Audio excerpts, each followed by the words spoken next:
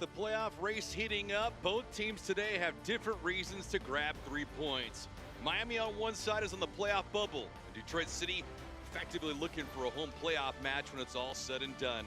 It all comes together tonight for the USL Championship.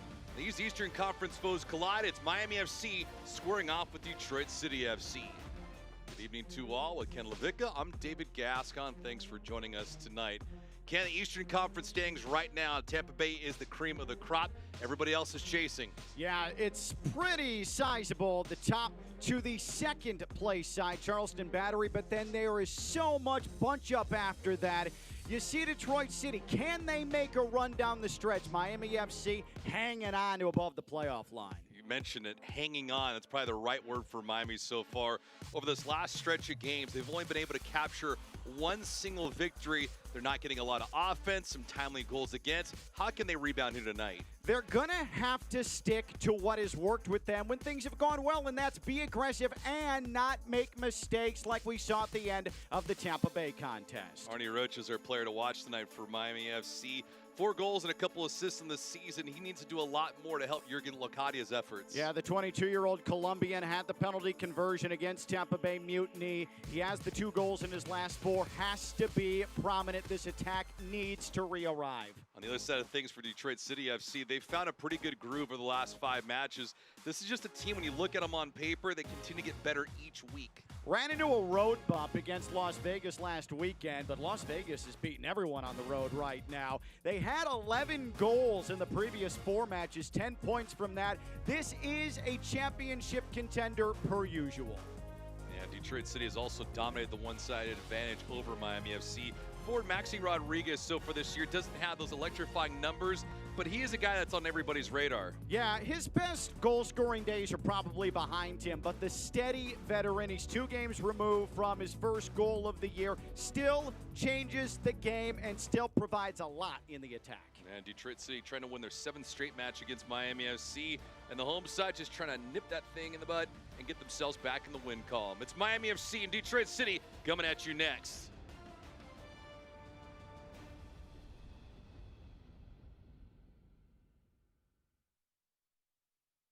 Travel with Avianca, the official airline of Miami FC. Explore more than 80 destinations across the Americas and Europe. Fly to Buenos Aires, Cartagena, Rio de Janeiro, and more. A world of experiences waiting for you. Wherever you want to go next, Avianca gets you closer. Scan the QR code, book now, and unlock an exclusive discount on your next flight. Avianca, the sky belongs to all of us.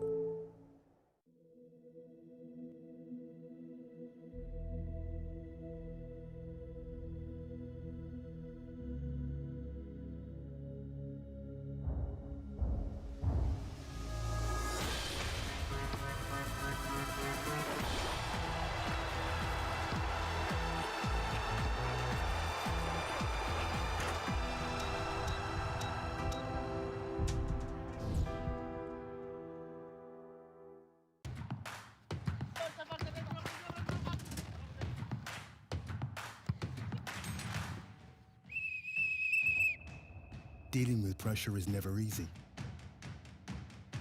But pressure is part of the game too. When everything is in your hands, become your own hero.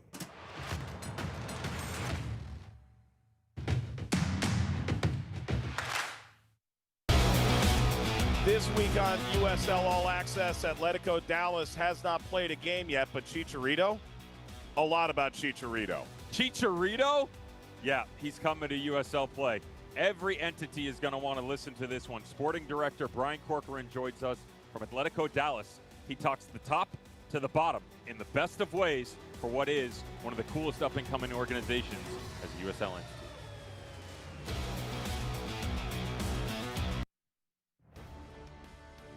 Tonight's broadcast is brought to you by Avianca, Baptist Health, Macron, and Cook Unity.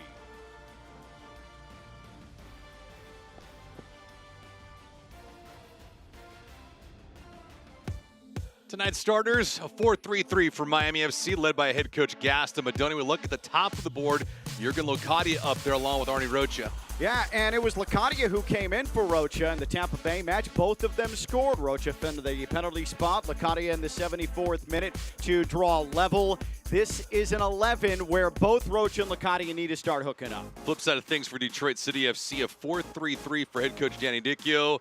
Leader of the pack here is number 7, Darren Smith. Darren Smith, he has not scored in the USL Championship since his 5 that he put up against Sporting Jacks. He's due, and it very well could come against this defense of Miami FC. Yeah, Smith has had a spectacular year so far. 20 matches, 19 he's started, 13 goals and a couple of assists. But tonight, as you mentioned, he'd love to get off on the right note. This match is officially and finally underway. Mother Nature had an impact on this thing. Kickoff was supposed to be at 7 o'clock Eastern. That did not happen, and so that rightfully does at 8:28. So a bit of a delay, but we play on, and I gotta imagine both these teams are finally happy to get out there on the pitch and do something. It's just so difficult to start and stop and start and stop. For Miami FC, this is almost every home match, though. This is the summer South Florida special where there's not necessarily a ton of rain, but there's lightning 10 miles away, and that resets your warm-up clock 30 minutes. But the fact you're out there now, you put that behind you, and this is a massive early August match for both of these sides. Yeah, kickoff temperatures 83 degrees, humidity right around 77%, but scattered clouds, lightning, and thunder, the whole 9 yards. It is July into August now, and these are some of the finer days, though, of USL Championship, because both these clubs, like many others, try and get themselves in a situated playoff spot. It has been an awful long time since Miami FC, this late into a season, has had playoff hopes. Uncharted territory for them, but well-deserved.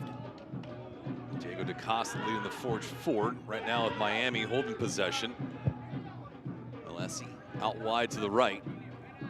See Locadia and Rocha flip-flopping places from time to time. Locadia is much heavier on the ball than Rocha is, but Rocha does have the ability to find the back of the net when given some space.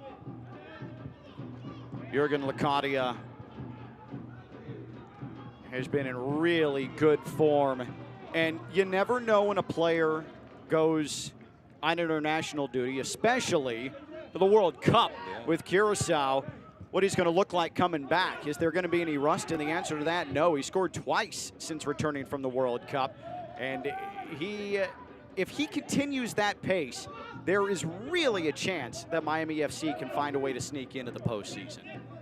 Need to be amongst the top 8, and right now they're there by a thread. Indy 11 has 21 points with them as well, but Miami just has not been good recently, and that's a problem for them, just given the conference standings and how things are working out. Danny Dicchio on the other side of things, his group is confident. They're really good. You mentioned the road bump that they had last week against Las Vegas, but I feel like that's just one of those things you'll soon forget, and that's what they're trying to do here tonight. Well, when you and I sat down with him earlier this week, there's no panic.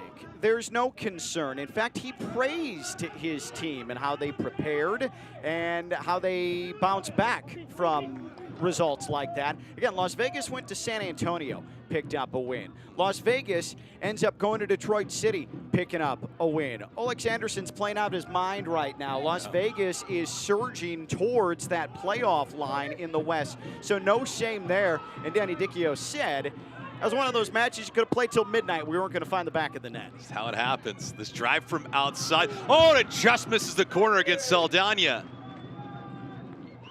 I don't know where that came from, but Saldana, who came off of his line, fortunate enough he was not beat, though. That was a dangerous shot from Diaz. Yeah, that was a rip. Just wide. And the aggression. We've used that word already. Miami FC, are they going to concede goals? Yes. Are they going to score consistently when they're aggressive?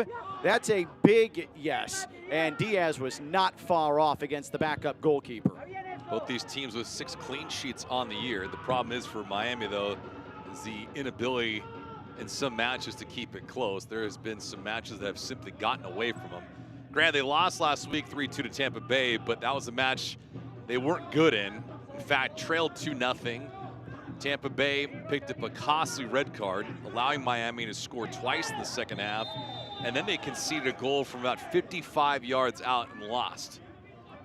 The fact that Miami FC has been up a man twice this season and has lost both of those matches, conceding once they had a man advantage, that has got to drive Gaston Badani absolutely crazy. And Detroit City was the other one all the way back on May the 20th. Now, Badani said this week, we were terrible in that game. He doesn't mince words at all.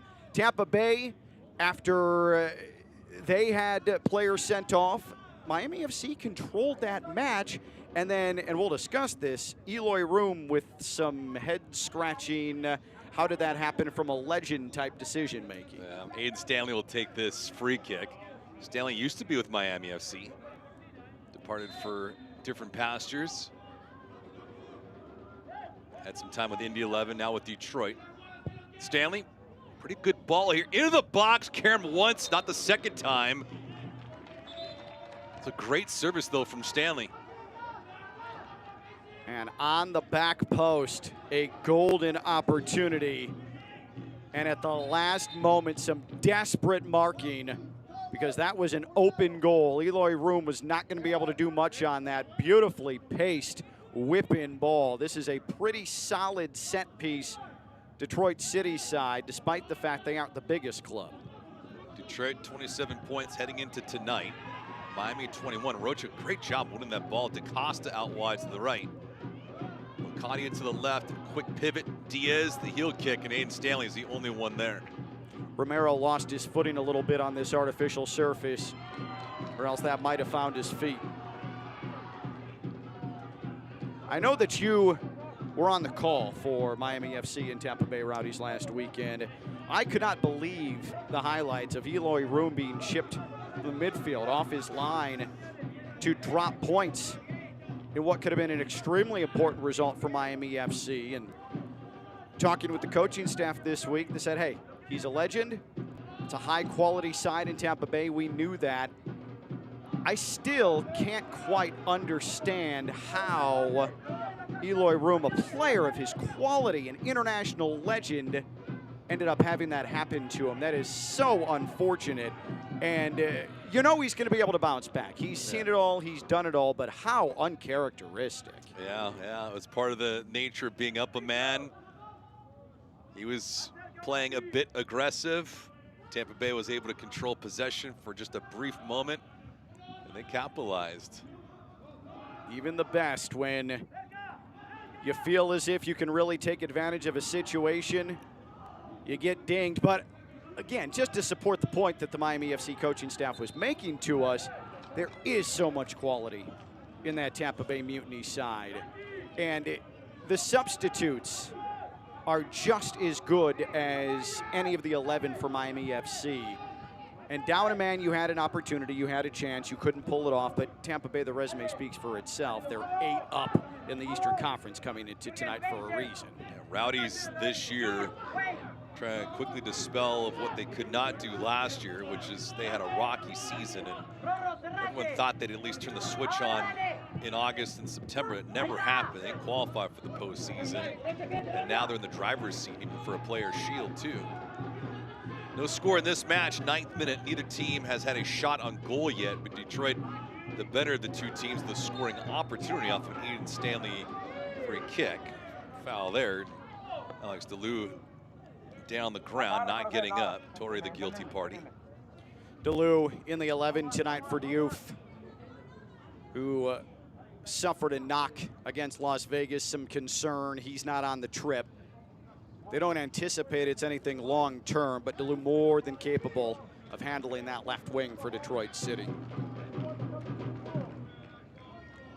Detroit, winners of 6 straight against Miami. They've also outscored Miami by a wide margin, 15-2. It has been a drubbing.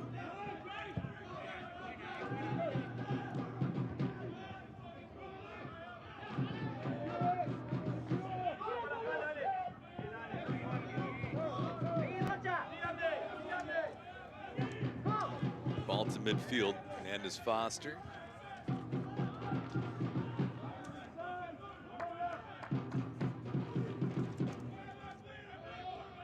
10th minute. Detroit holding more of the possession this match so far than Miami. Pretty good lead ball, but looked like cramping up. Once again, went down in a heap. Check this out. This is left leg that he grabbed, and there wasn't a lot of contact, so this is going to be a concern for him and also the team. Once again, the veteran, Detroit City took a chance on him. He was coming off of injury at North Carolina, trying to rehab. He came back. He has played extremely well, and it's the inside of that left knee it looks like he's gripping.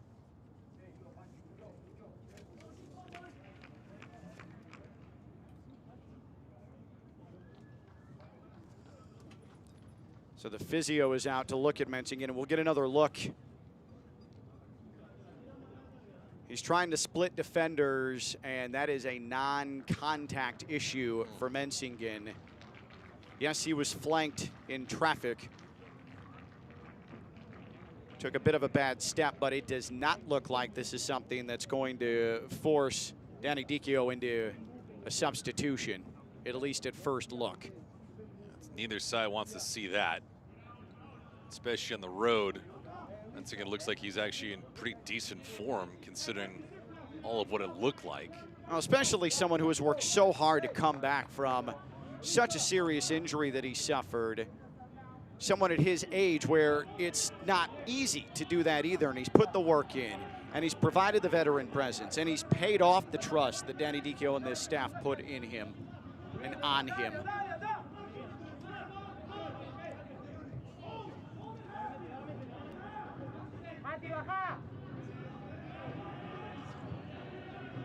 th minute. Miami's still looking for their first attempt towards target yet.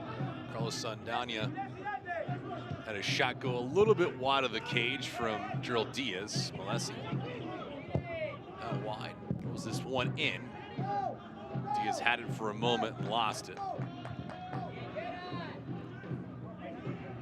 Torrey jumped up into the play. Speared away. Torrey again. Needs to get this ball up, and he finally does. That's good work, though, by Torrey. That is phenomenal hustle.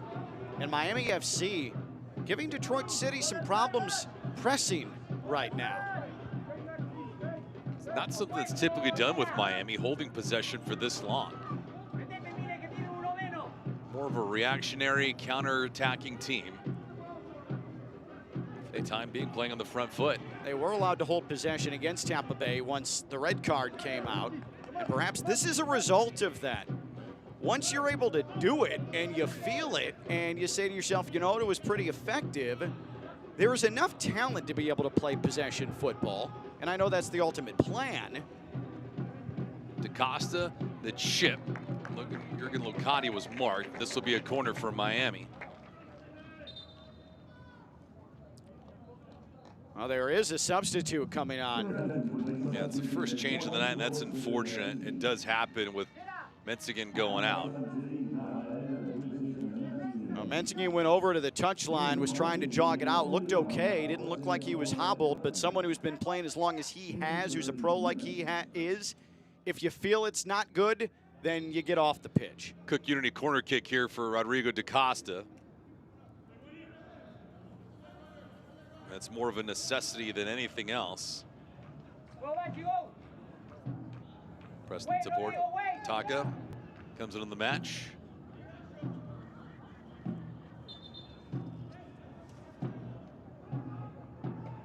DaCosta here in the corner.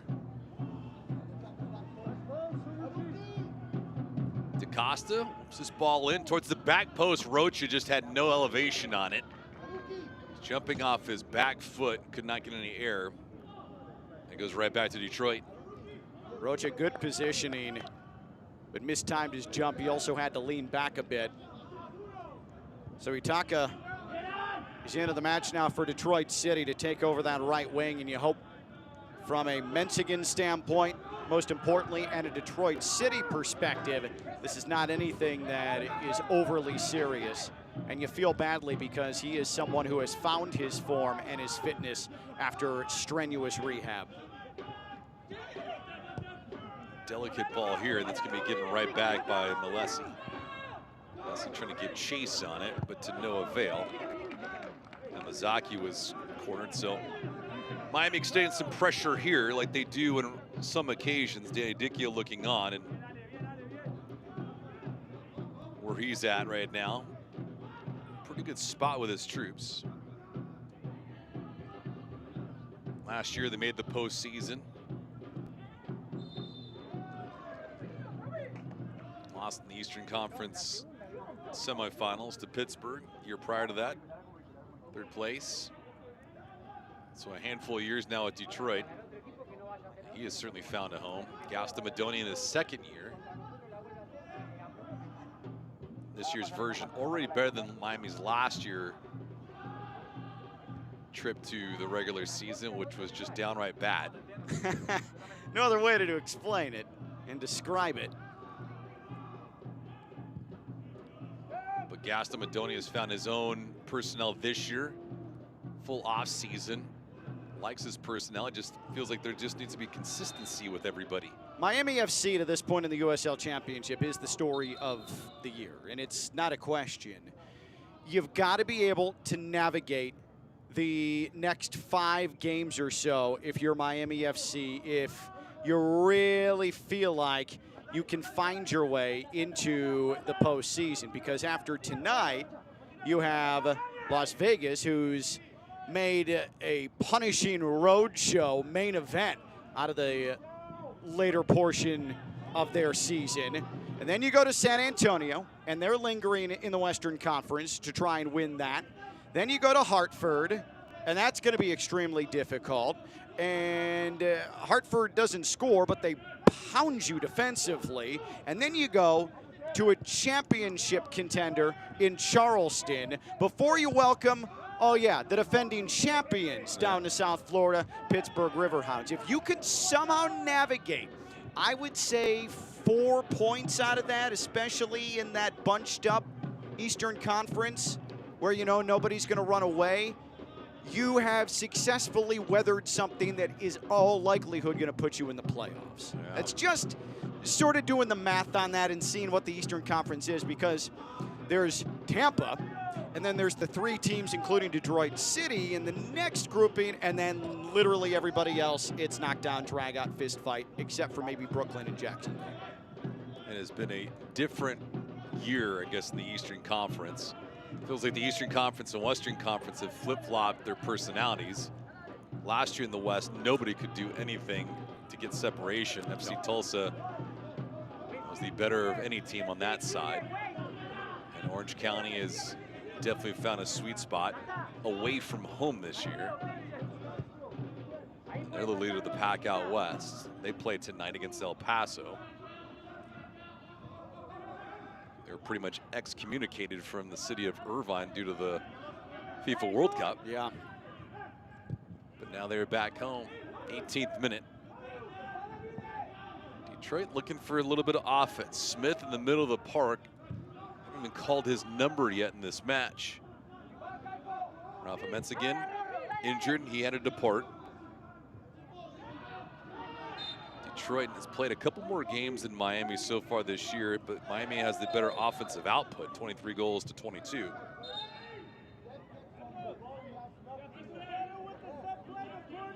Miami, it's 16 goals at home. It's tied for 3rd in the USL Championship, so they are potent in the attack here in South Florida. Detroit City first halves this year away, they have a -2 goal differential, believe it or not, for such a consistent side. But then in second halves, they recover.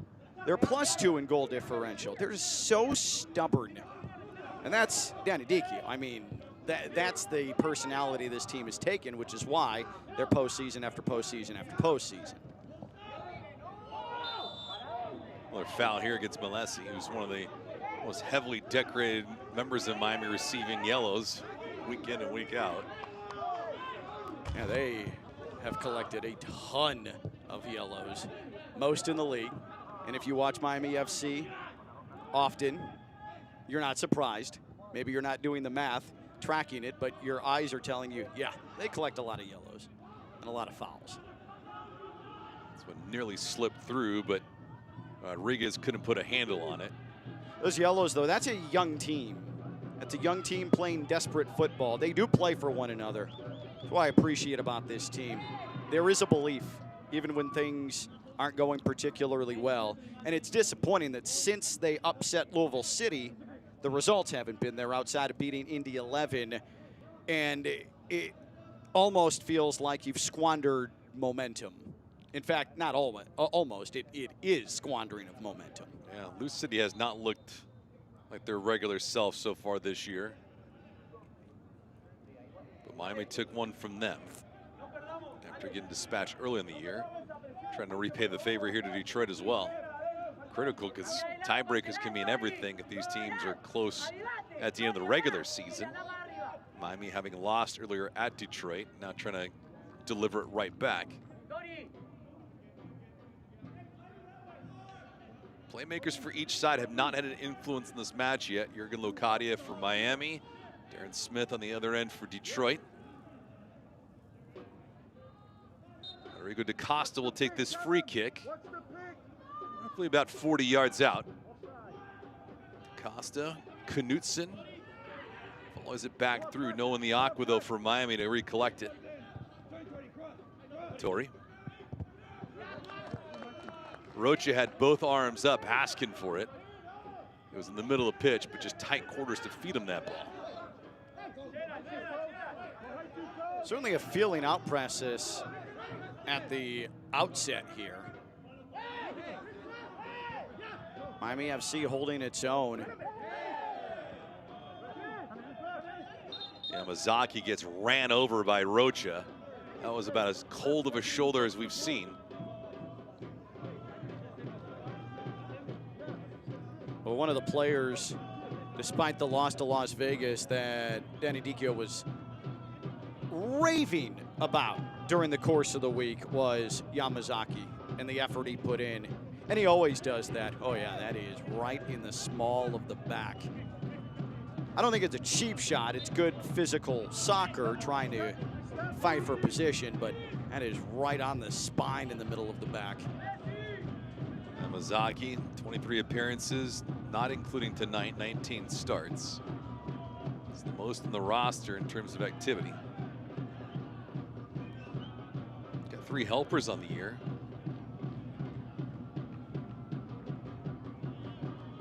Possession staying with Miami. We'll have to bring this back a little bit. I mean, I think you could probably make the case that Aiden Stanley and Yamazaki are best fullback duo in the league, and I know that there's a lot of competition for that, but they certainly rank up there.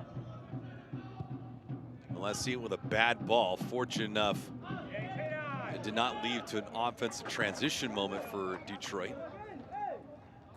This early part of the match looks like a match that started 90 minutes late. It does. No real personality, a little flat. Ragged.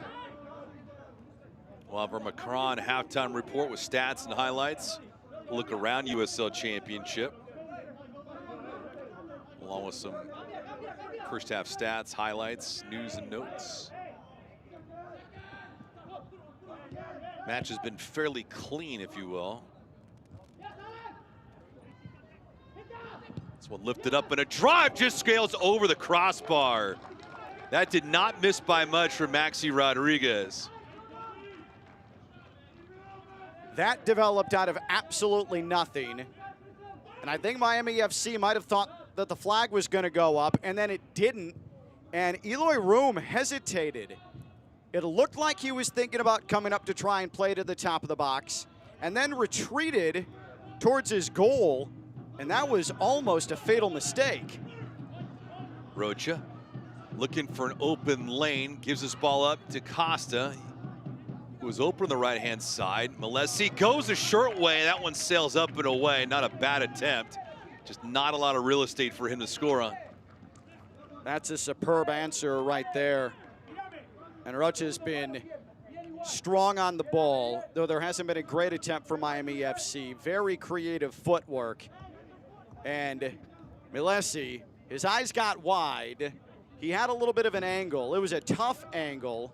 The way he hit it, though, it almost looked like he was trying to whip something to the back post and it got away from him. I don't think that was a shot. I'll give him the benefit of the doubt. Saldana with a head scratcher there. He was trying to get to Yamazaki, but it's a terrible way to get him the ball, and it turned right back over to Miami, unforced. Knutson did a good job weaving his way out of some traffic.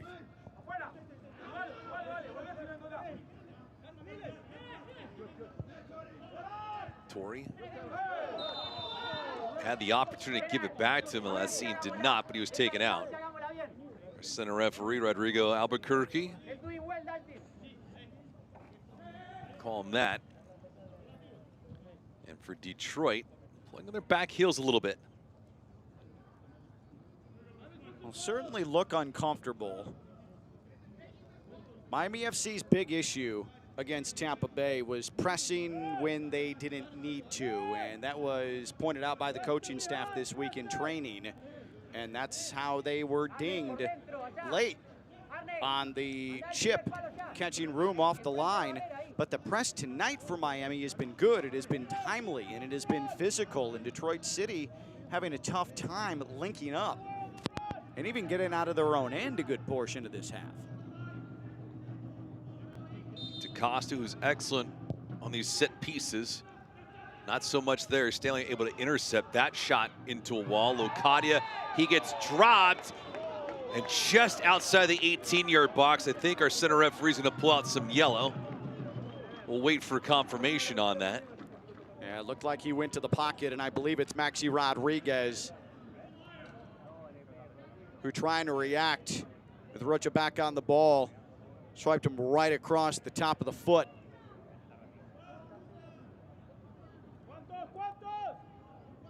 Just inches away from being a penalty. And Rodriguez trying to deliver his case. It was Locadia, my apologies, who took the contact. Tries to get it to his left foot. Yep, and he gets clipped right on the ankle and the top of the foot. But that's earned because Miami FC is winning every single 50-50 ball right now. Winning the duels they need to. So Maxi Rodriguez in the book in the 27th minute. And Miami here with a golden opportunity to get the game's first goal. Rocha on one end, DaCosta on the other. Let's see who does what with this. Rocha into the wall. He goes to the left-hand side and misses the target. Well, trying to direct it, and it was the right idea, but he ends up hooking it. He's upset with himself, but that's the right way to take that and try instead of trying to blast it. And you saw Saldana was cheating the other direction. If that was on target, that's an easy goal. And if that took any sort of deflection, it was probably headed towards goal. That's why he's so upset with himself. Quality chance for Miami, nothing on target though. Rocha trying to build on his output so far.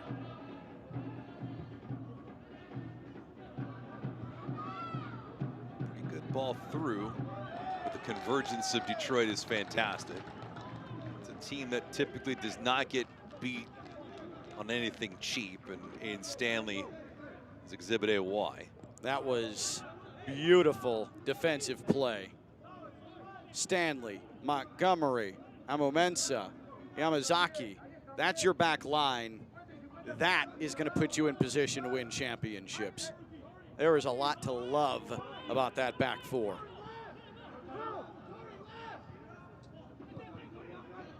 That was case in point. Man, Detroit City settling for long balls just to try and escape their defensive end. One of the angles with Miami is they tend to overextend and get caught, but relatively up, especially the back line. Danny Deacon was mentioned to us, just trying to expose them in a variety of different ways. Yeah, Callum Montgomery made that same comment this week in training. They can be stretched. They can be stretched physically, and then just the mental lapses too. That elongates a situation. They've had those problems, especially over the last couple weeks. So we're Tata on the outside. Darren Smith, that shot, nice stop by Room. It's an off-angle shot too by Darren Smith. They get pretty good steam on it, and Room had to come out to challenge. Well, Miami FC got stretched there after Ataka made the move to get into space. Suddenly it was off to the races, and Darren Smith nearly snapped his goalless streak. 1v1 with the keeper. That was a pretty meaty rebound too that Eloy Room allowed, and he's fortunate that the back post was relatively unpopulated. But that's how quickly it can flip, and that's been the biggest issue with Miami FC defensively this season, and it's why they've conceded the third most goals in the championship. It is alarming.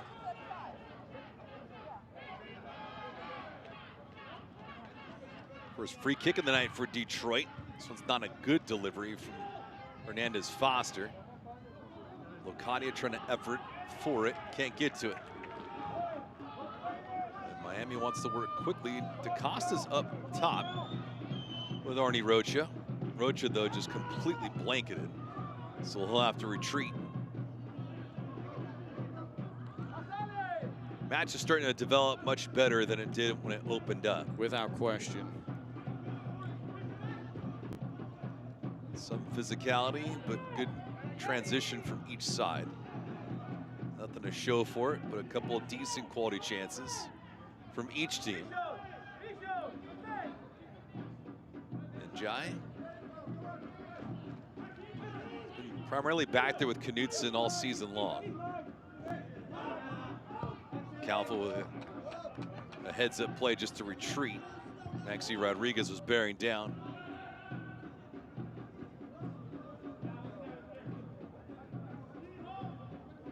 Miami's had the majority of their success at home this year. One of the elements to their game is to score first. 5 victories on the year, a loss and a draw. Detroit, just a little bit better, a perfect 8-0 when they score first. So, drawing first blood is obviously mission critical for both sides.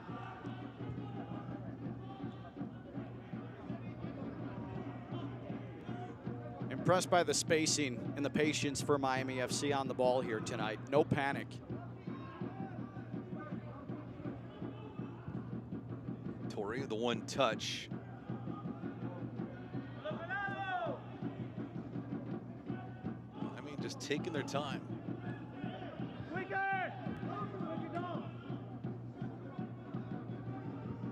Torrey back to Knutson. Jai. Now Romero. And Jai. So with the left foot will be blocked. Locadia just trying to snap a shot on goal. Let's see if a rebound would occur. Miami probing. They're on the bulk of this possession here. Ball lofted up, but right back to Miami. They'll hold it. Rocha, nice move. DaCosta, Diaz out wide to the right. It's not the best ball to hold this kind of possession. And now Detroit, look at a counter. They don't have numbers, now they do. A 3-on-2 over the left-hand side. Room comes out to challenge, and he gets beat. Maxi Rodriguez on the board, and Detroit leads 1-0. How quick it is in transition moments. Detroit doesn't need a whole lot, and they capitalize. Detroit City was more than comfortable allowing Miami FC to sit on the ball as long as Detroit City stayed compact, because they had a feeling they could stretch the defense, and that is precisely what happened. Nothing but conviction on the surge forward And then Eloy Room, after the Delu delivery, he hesitates. Instead of going to immediately cut out the angle, he hesitates a bit. It's why he's a step late, and that's why Maxi Rodriguez is able to finish. Just that split second made all the difference, and that allowed Rodriguez to settle and to pick out where he wanted to go. Third goal of the season for Maxi Rodriguez, along with a couple of helpers. Alex DeLu, a nice assist. It's a quintessential veteran goal, too. He doesn't need to do a whole lot. Doesn't need to go laces through to be effective. Up and over the keeper. That's all she wrote, 1-0. And Alex DeLu getting the start in place of the injured Diouf. And he is able to execute winning football. He generated that entire sequence. And that is a total gut punch to Miami FC. Because just like when they were up a man against Tampa Bay, they were in control. In fact, there were times in that stretch in the second half, they were bossing Tampa Bay. Here tonight, they had the ball, they looked comfortable. They earned a free kick right at the edge of the top of the box. And then moments later, you're down 1-0. Turnover and a challenging play allowed the breakout for DeLu, and then ultimately Maxi Rodriguez. Miami's been holding possession at 61% in this contest, and still nothing to show for it. For all that hard work they performed, to give up possession and allow Detroit to motor down, and then eventually convert. Agonizing. And that transition defense, Dalton Knutson was absolutely spun around, as well as Calfo trying to account for Maxi Rodriguez. But it was more Knutson who looked, and suddenly over his shoulder, there was Rodriguez, and as he tried to adjust and pirouette, he lost his balance, and that gave Rodriguez all the time in the world. And that might have been the reason for Eli Room hesitating a bit, trying to decide if he needed to rush the ball or if he could stay on the post. Rodrigo DaCosta, who's down in some agony right now. Like he was grabbing his right jaw. Second decent stoppage tonight because of an injury. Metz again was the first. He had to depart. DaCosta back up to his toes, and all good with him.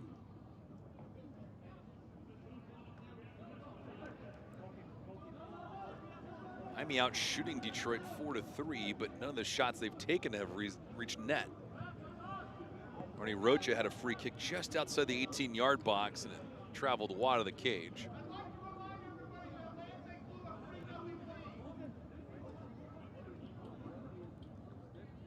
Miami FC has allowed opponents 11 multi-goal games this year.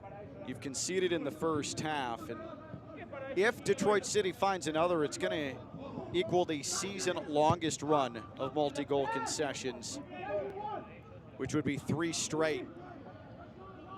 And Miami FC, as you get into August, if you are week to week allowing your opponent's multiple goals, it's going to be very hard to make the playoffs. 39th minute. And Miami looking for something different here tonight. Pretty heavy touch there from Rodrigo DaCosta, but does get the benefit of the doubt with the corner. Cook Unity corner kick for Miami. DaCosta. He'll take this. You see the approach here for Miami, putting as many as they can inside the 18-yard box. Not one of their strengths this year. DaCosta, low line drive service is not a good one. That's twice now in this game. He's had free kicks that have not materialized into anything fruitful. Not even a chance, though. Romero and Stanley, once teammates. Romero. Good ball here. Knutson the header. Oh, and he grabs some woodwork. How unkind is that? Matthias Romero deserves an awful lot better with that result than he got. He's flanked in the corner by 3 defenders. He high wire acts the touchline and delivers a dime that's headed off the crossbar. I mean, what work from Romero. Excellent patience from Knutson just to stay in that play as well. Typically as a defender, you're left scrambling back, and Knutson ever so close to leveling this game at 1. So close, but yet so far. Rocha just chasing that thing around like a hot potato. Darren Smith will give it right back.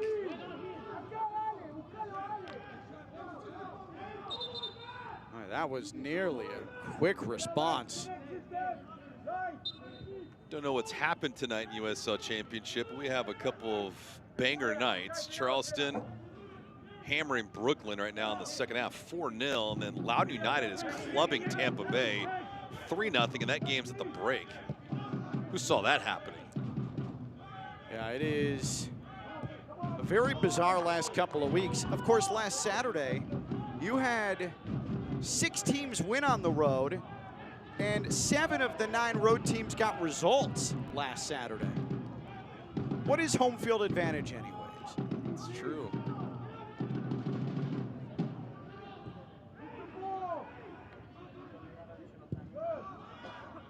Road weary and all that is. Team's getting it done. Saldana. In the West, Monterey Bay at the bottom of the table. They were up 2-0 on Lexington, and Lexington's come storming back, and it's 2-2.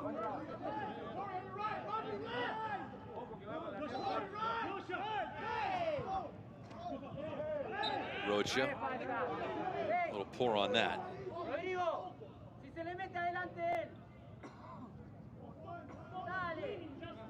What a turnaround for Miami FC from the last couple of seasons. As we're going to get a look here at Romero. I mean, just look at this. He surveys, able to cut it back to his right foot, takes the contact, doesn't dive, whips this in, and then Knutson had Saldana beat, and it clanks off the crossbar. Great play by Knutson to wipe away a goal there. Yeah, if Knutson scores that goal, that is easy a contender for not only goal of the week, but it could be one of those top 10 goals of the year. Not because of the header necessarily, although that was fantastic, but the service from Romero was exquisite. Jurgen Locadia, what we just saw from him, 1v1 on a long ball. He's grabbed and he just gives up on the play to look at the referee. That can't happen from a veteran player. Ooh, such an important player. Yeah, that was Yamazaki again.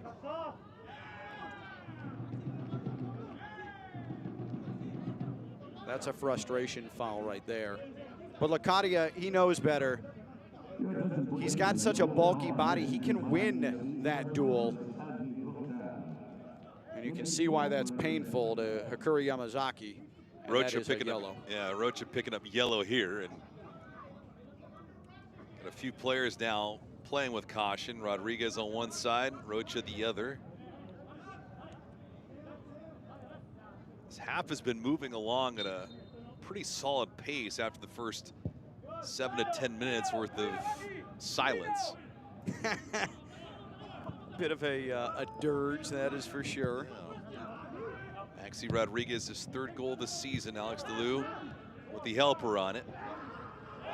Rodriguez, Alessi picking up another foul, and he'll see yellow his way.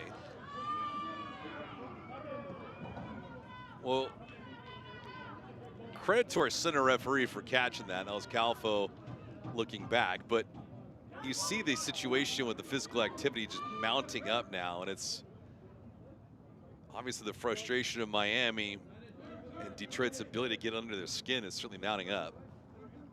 Darren Smith was the one who went down.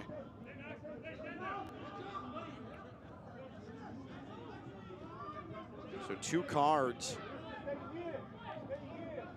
Just a couple of beats. It's Angelo Calfo who was shown the card.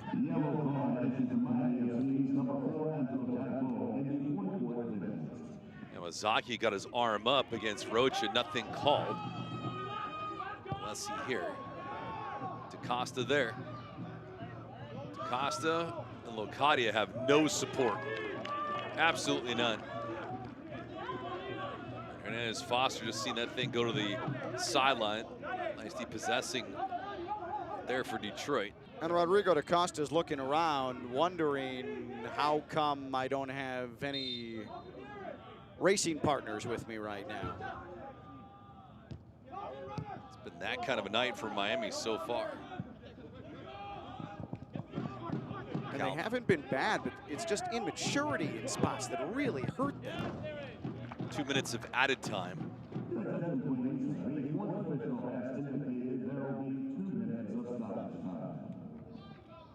Again, stats and highlights. Look around USL Championship when we come back at the Macron halftime report. Both these sides going to recalibrate. Miami, for the most part, on the front foot. Detroit opportunistic with their counter.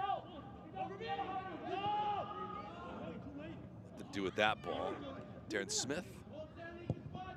Smith, top of the box. Great feed! Oh, and the rebound just goes over the net. Oh, my. Darren Smith with some eyes. Eloy Room, fortunate though, as Joe not able to find the back of the net. The clearance off the throw-in was clunky. Smith, a beautiful ball on the Romero, and Eloy Room with the reaction time very quick, able to chop it off the turf and up and over the crossbar.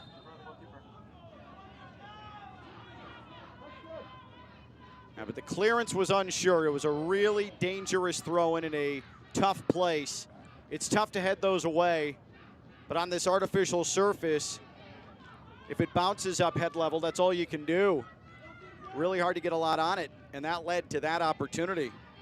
Hernandez Foster here. This could be the final sequence of this first half.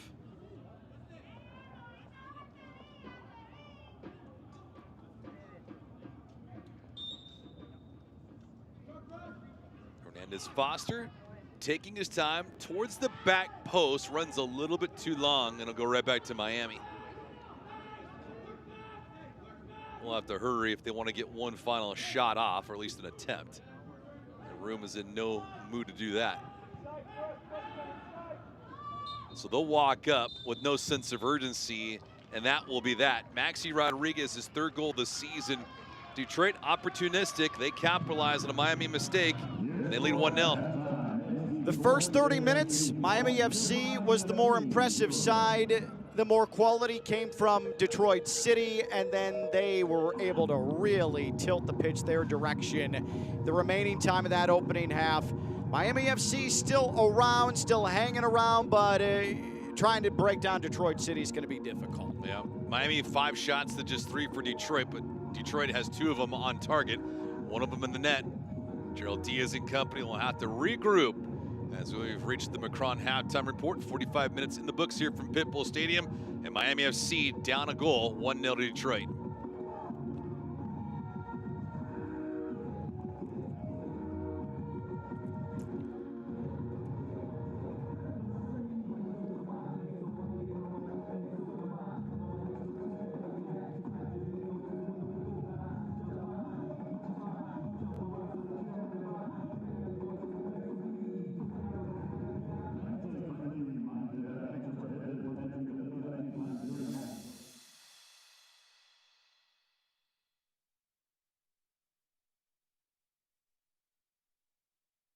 Travel with Avianca, the official airline of Miami FC. Explore more than 80 destinations across the Americas and Europe. Fly to Buenos Aires, Cartagena, Rio de Janeiro, and more. A world of experiences waiting for you. Wherever you want to go next, Avianca gets you closer. Scan the QR code, book now, and unlock an exclusive discount on your next flight. Avianca, the sky belongs to all of us.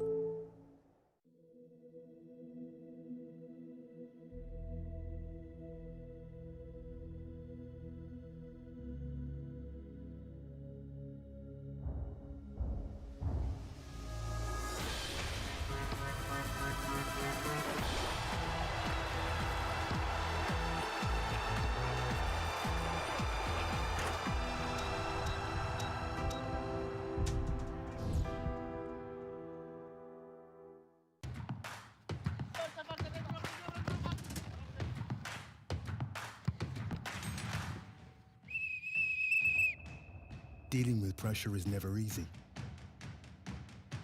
But pressure is part of the game too. When everything is in your hands, become your own hero.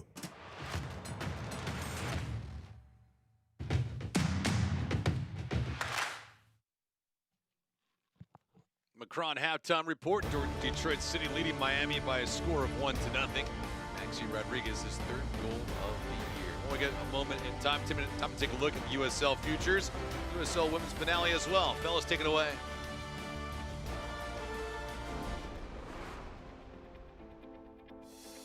They are more than shiny and new.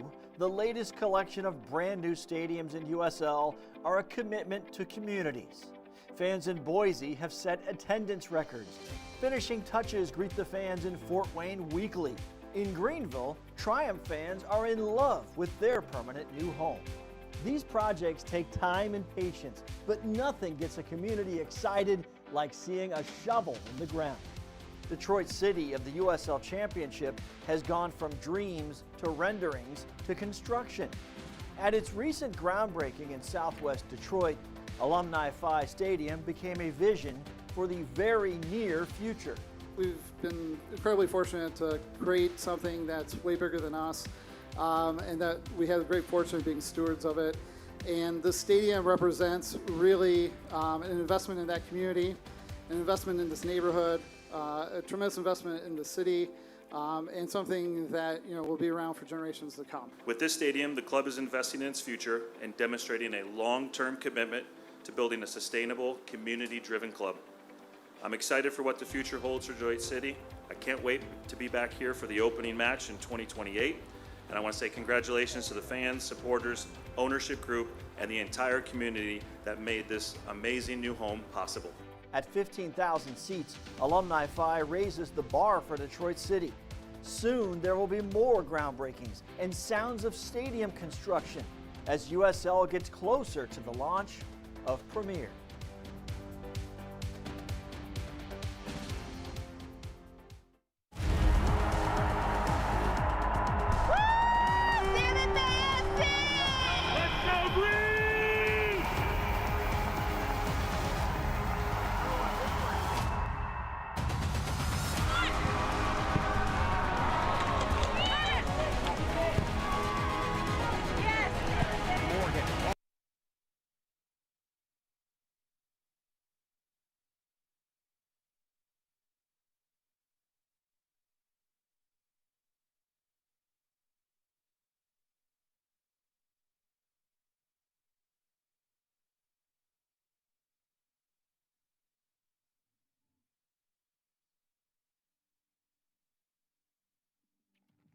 And Detroit City right now off the goal of Maxi Rodriguez leading Miami 1-0. Macron halftime report. Ken Levica, David Gascon. First half was pretty decent for Miami, but Detroit, the better team when it comes to capitalizing and trying to make Miami pay. You could see Detroit City trying to stay patient, and they were having some issues initially with the Miami FC press, but stretch the defense. Detroit City gets the transition goal. Well, we'll take a look around USL Championship. More of that halftime as we come back to you after this. Unreal. A jaw-dropping leveler. Stoppage time drop. Wonderful finish in the USL.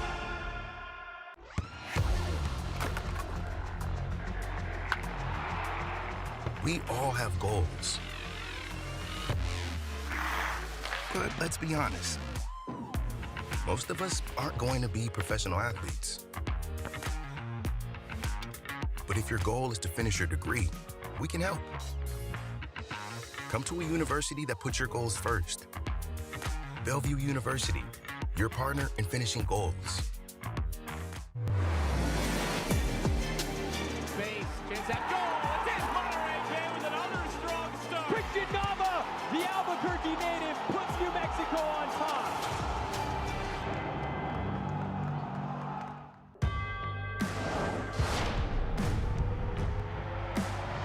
Prinks Tires in the USL help soccer journeys everywhere to drive harder. From city playgrounds to suburban sidelines, from early mornings to late nights, from fun with friends to winner takes all, from the biggest fan to the biggest heart. And at every turn, Prinks Tires will be there for the long haul. Pain doesn't care who you are or why you hurt, but pain can be mastered if you know the way. Fight back with Tiger Balm's legendary herbal power.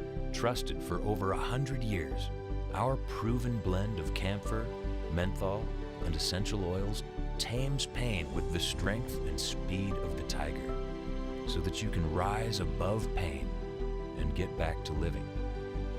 This is the way of the tiger. Travel with Avianca, the official airline of Miami FC. Explore more than 80 destinations across the Americas and Europe. Fly to Buenos Aires, Cartagena, Rio de Janeiro, and more. A world of experiences waiting for you. Wherever you want to go next, Avianca gets you closer. Scan the QR code, book now, and unlock an exclusive discount on your next flight. Avianca, the sky belongs to all of us.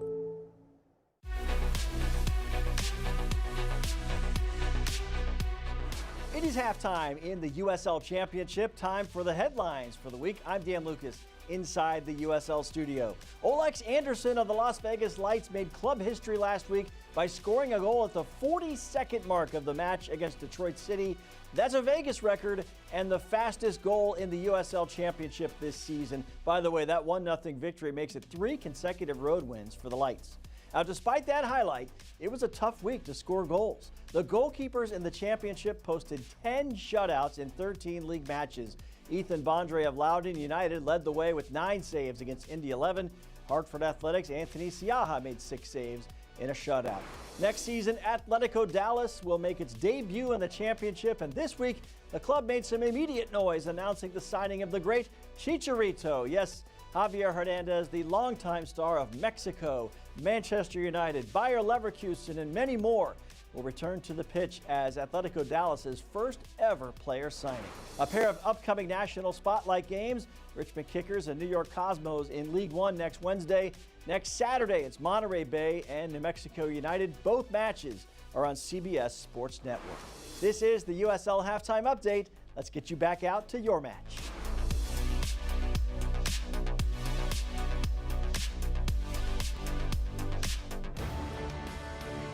Detroit leading Miami in this contest 1-0. Maxi Rodriguez's lone marker. Alex DeLu, the helper on that.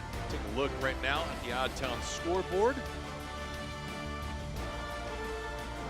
Let's see what is being dialed up. These scores presented by Miami Dayland Marriott. Loudoun 2-0 over Hartford. And Tampa Bay, we said earlier, they were getting shellacked 3-0 by Lou City. Now they've made things interesting. Well, Lou City, this is a chance to have a big win and re-announce themselves in the Eastern Conference. Tampa Bay Rowdies, especially with Charleston's 4-0 drubbing of Brooklyn, this suddenly could become a race again at the top of the Eastern Conference. And Brooklyn right now getting throttled by Charleston at 4-0 score. We'll see what happens to Lou City and Tampa Bay when they reach full time. Stats and highlights are right around the corner. Do not go anywhere.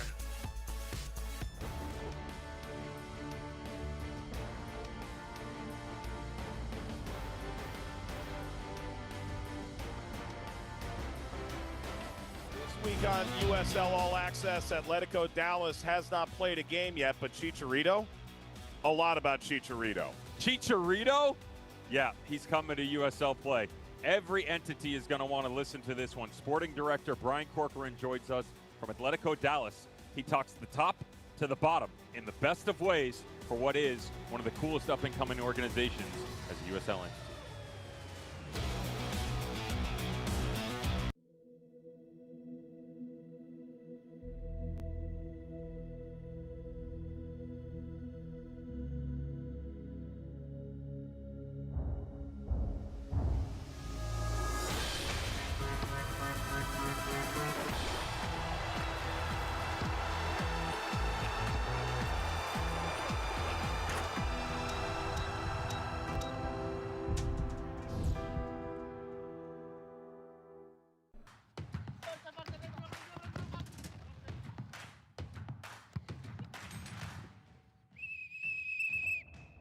Dealing with pressure is never easy.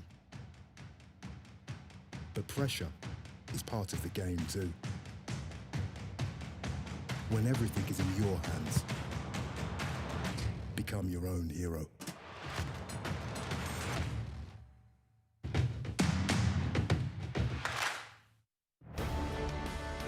The Cron halftime report, wheels on. Both teams on the pitch are now loosening up for half number 2. Detroit up a buck, 1-0 over Miami. First half highlights of this thing. It wasn't one-sided, even though the score says Detroit has the lead. 24th minute, Miami got themselves nearly on the board first. You look at the controlled possession there outside the box. That was pretty common in the opening half hour. That, though, is skied high and wide. And then the big moment for Detroit City. Leading the charge, Alex DeLu. He's able to feed Maxi Rodriguez. Eloy Room, a bit of hesitation trying to close off the angle. And Rodriguez with a veteran goal. What a run, outstanding vision. The defense is turned around. Knutson can't find his footing. And add insult to injury at the end of the play. Angelo Calfo takes it right in the forehead. Troubling as it is for Miami to be down a goal, they nearly got the equalizer here. How about a Herculean effort by Matias Romero? That Romero ability to evade defenders in the corner and deliver that cross that is almost planted by Knutson. That would have been a spectacular goal of the week type result, but it clanks off of the woodwork, and Miami FC still chasing the Detroit City advantage. If you're Gaston Madoni, what do you tell your troops here to begin the second half? Well, you need to keep pushing, and of course with Miami FC, that means it leaves you vulnerable in the back, but you can't worry about that right now. You've only picked up 1 point in your last 5. You need to find a way to put the ball in the back of the net and get a result, and you were able to control possession. Try to maintain that. There are goals, I think, in this match for them. Danny Dick, you must be happy with the results from his side of things. Not only do they have the 1-0 lead, but they didn't need to be on the ball in the regular occurrence like Miami did, and that's just an odd factor for them coming into a stage like this. Miami going to substitution. These substitutions are brought to you by Baptist Health. We'll have them for you all night long. And for Miami, you figure they're going to make some changes. One of them obviously is to improve on their possession, but the effectiveness when they get down inside the 18-yard box, they must be more lethal. And that's been a bit of their issue this season. It is why they're only middle of the pack in goals scored in the USL Championship with a lot of potent attacking talent. And they've scored at opportune times, have picked up some famous results, but as of late, it is the quality in the final third that has really struggled, for the exception of going up a man against Tampa Bay last weekend. Rocha subbed out. Navarro comes in for him. It's to begin the second half. Rocha didn't do a whole lot in the first half. Nearly scored a goal on a free kick just outside the 18-yard box.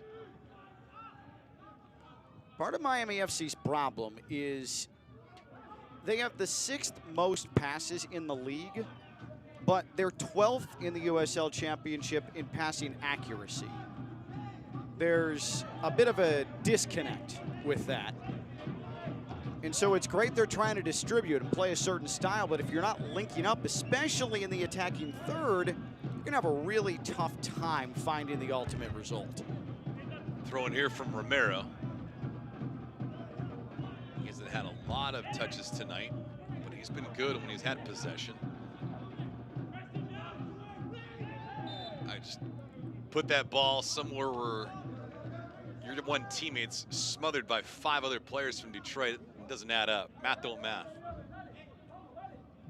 Akira Yamazaki, something to say on the back end.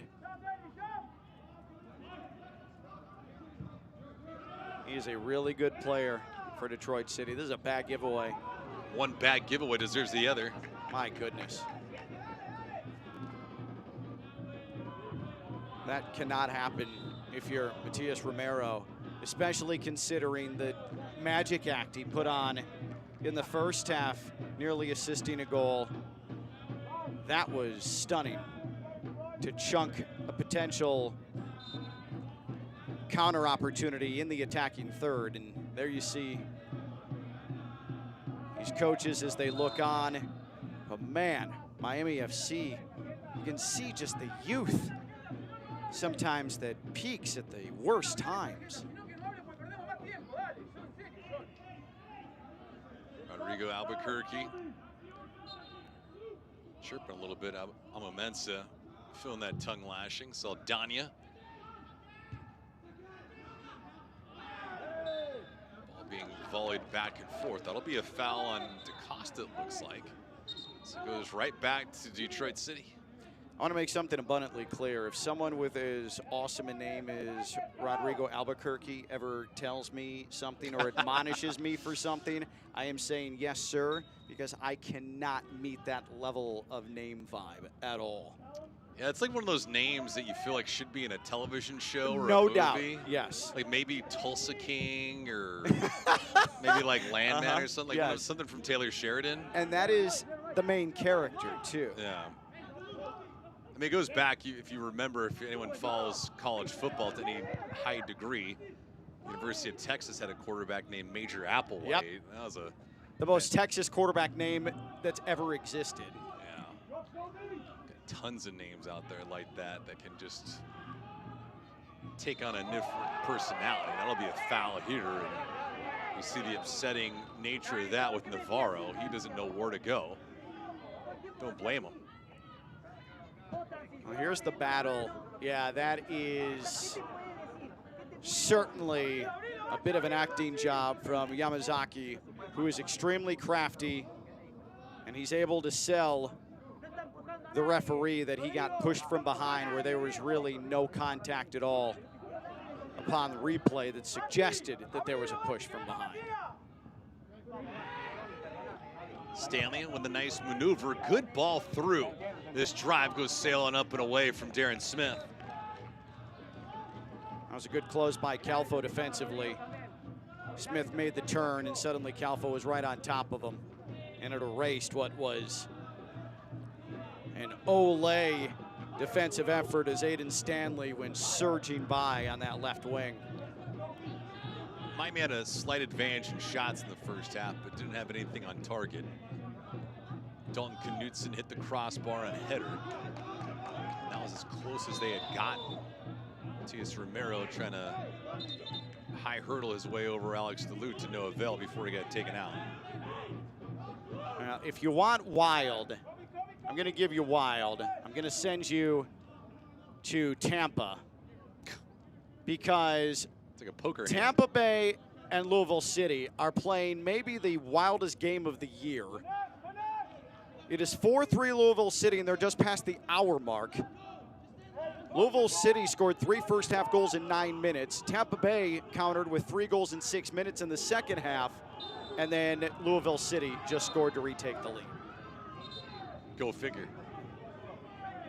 If that result stays the same, Tampa Bay is only up 5 atop the Eastern Conference because of Charleston's win tonight over Brooklyn.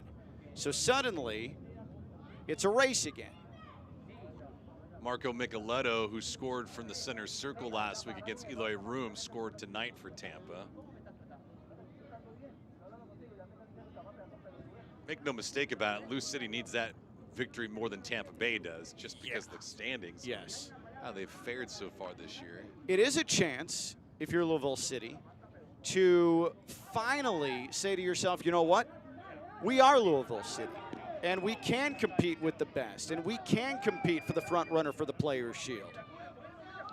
We have a lengthy argument, discussion, explanation happening right now. Yeah, Lucadia and Amamensa, they're not talking about dinner plans later on tonight.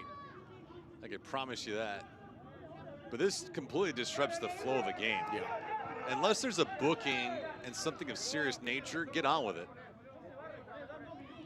That took forever.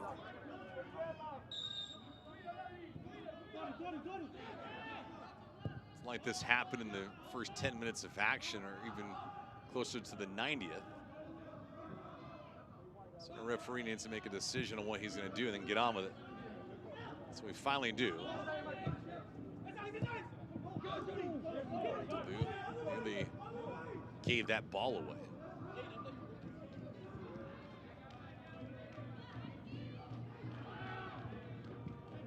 Top of the box, swung out, offside, Njai. Good play to break it up. That was perfect positioning from Njai. Because Itaka made a heck of a run. Cross over the left-hand side. Let's see what Detroit does with it. This shot, not really much of anything from Hernandez Foster. Some pretty good physicality there. Our center referee says play on, fellas. Locadia, like a bowling ball, now it gets taken out. And some retribution. This has been brewing, but Locadia has to keep his composure. Darren Smith comes up. You can see him laughing. There's one shoulder, and then there's the clip in the back of the foot. They're clearly targeting him. Actually, that was Kobe Hernandez Foster, and there's a card.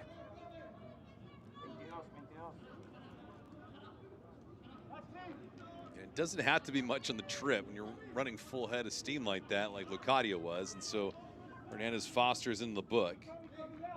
That's been percolating, but you got to keep your head if you're Jurgen Locadia, because you're certainly not finding a way to grab a result if you go down to 10 men.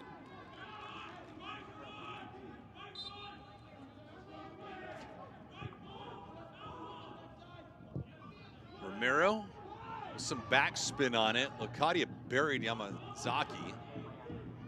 Yamazaki gets back to his toes.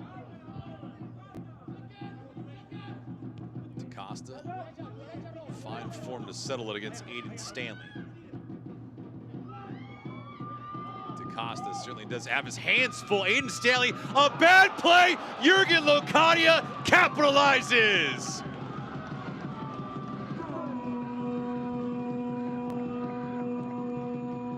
A brutal breakdown by Aiden Stanley, and the veteran Locadia pounces on it. We're level at 1. Just unmitigated sloppiness from Detroit City defensively, and complete effort goal. It might be ugly, but it does just as much as a banger, and it's 1-1 just like that. And DaCosta tries to get past the defender, tries to shield him off. That's Aiden Stanley. And where's Carlos Saldana? It's a foot race here. Where is the keeper? He comes late. A great effort play from DaCosta. And then it's unable to be cleared because Callum Montgomery's laying on his back, and it falls right to Locadia. That is going to drive Danny Dicchio insane when they look at the film. If there's ever a guy that would not make a mistake like that, it's Aiden Stanley. Granted, he was anticipating his goalkeeper to come out, but when you're in tight quarters like that, on a sharp angle, you have two ways that can go your way. One of them is just play the thing into the corner. The other is to your keeper. That's anticipating him coming out and reading it. So Danya was late on it, and then a ricochet goes off a Detroit teammate, finds the right foot of Jurgen Locadia, and the rest is history.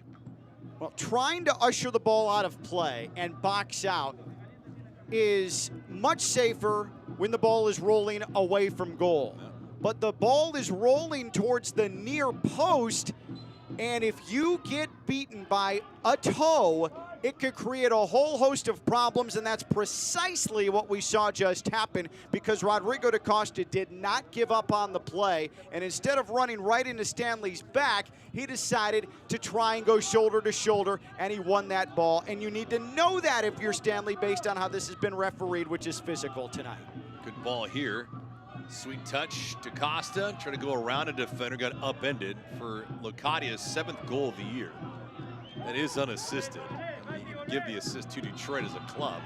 It was that bad. Gerald Diaz Yamazaki. There's no intent there. Yamazaki will get up with a little bit of frustration. Yamazaki's involved in everything. He's lucky there's no grass out there. This is real grass and dirt. He would be smothered and need a laundry, someone from the dry cleaner to do his laundry, because he'd have the turf monsters all over him. 58th minute. So each team capitalizing on a mistake. One for Detroit was much deeper near their end line. And it was a fatal one. Credit to Miami, though. They have not wavered with their offensive attack here tonight. They held possession the first half, holding possession here in the second half. It's not like the first half was just bad for them at all. They had some chances. Oh, no, not at all. It was a pretty good effort. It's just the level of play. Detroit City, because of its depth and its quality, can get away with having some lulls. Miami FC, because of its lack of depth, can't really get away with lulls. There needs to be more of a consistency, but the best way to overcome things getting sloppy when you're not in the greatest form during a match is to outwork the opponent, and that's how it's 1-1. That's how Miami FC drew level. That's all Rodrigo da Costa. Luchetti gets the goal. Da Costa is going to get the congratulations and the glory in the dressing room. Mercy was granted. Brooklyn just ended with Charleston 5-0. Locadia, left-hand side, stumbling out of the blocks and falling down flat on his face was Navarro. If there's ever a moment not to belly flop inside the 18, Navarro found it right there. Oh my. It should be 2-1. And Detroit City is getting carved up. But Navarro is going to think about that tonight. He's not going to be able to sleep because of it. It may linger into tomorrow. Perfect ball. All you have to do is get one touch and blast it by Saldana. He had it on his left foot. Didn't know if he wanted it on his right foot, and he biffed it. Corner here, Calfo, not on the greatest of angles. How about this from outside? Diaz, a nice move, Yamazaki and company holding position defensively. The back line, though, for Detroit really has been stable. Here's Darren Smith. Smith out wide. Smith, who gave it up in tight quarters, loose for a minute. Knutson wipes it away. Here's Aiden Stanley. I do not know how that leaked through to that point. And Knutson, with the defensive play of the game for Miami FC, may have saved the game. DaCosta, not a lot of steam on that. He's asking for Navarro to come back to that ball, but I think that's an impossible ask. Yeah, it was too greedy. Cross for Smith will not materialize.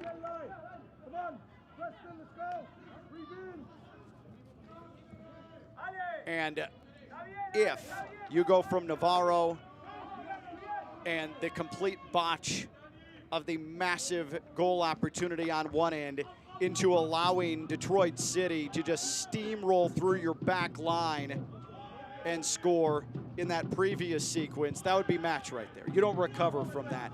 Knutson absolutely saved the day for the home side. See the shots in this match, 7-5.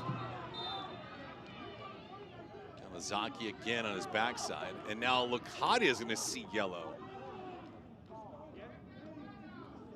It's what we talked about with temper, though, and staying under control. You know Yamazaki's out there, and he's going to try to instigate, though I think that's a tough luck yellow.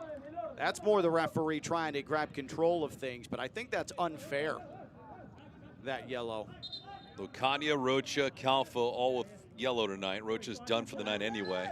He was subbed out by Navarro.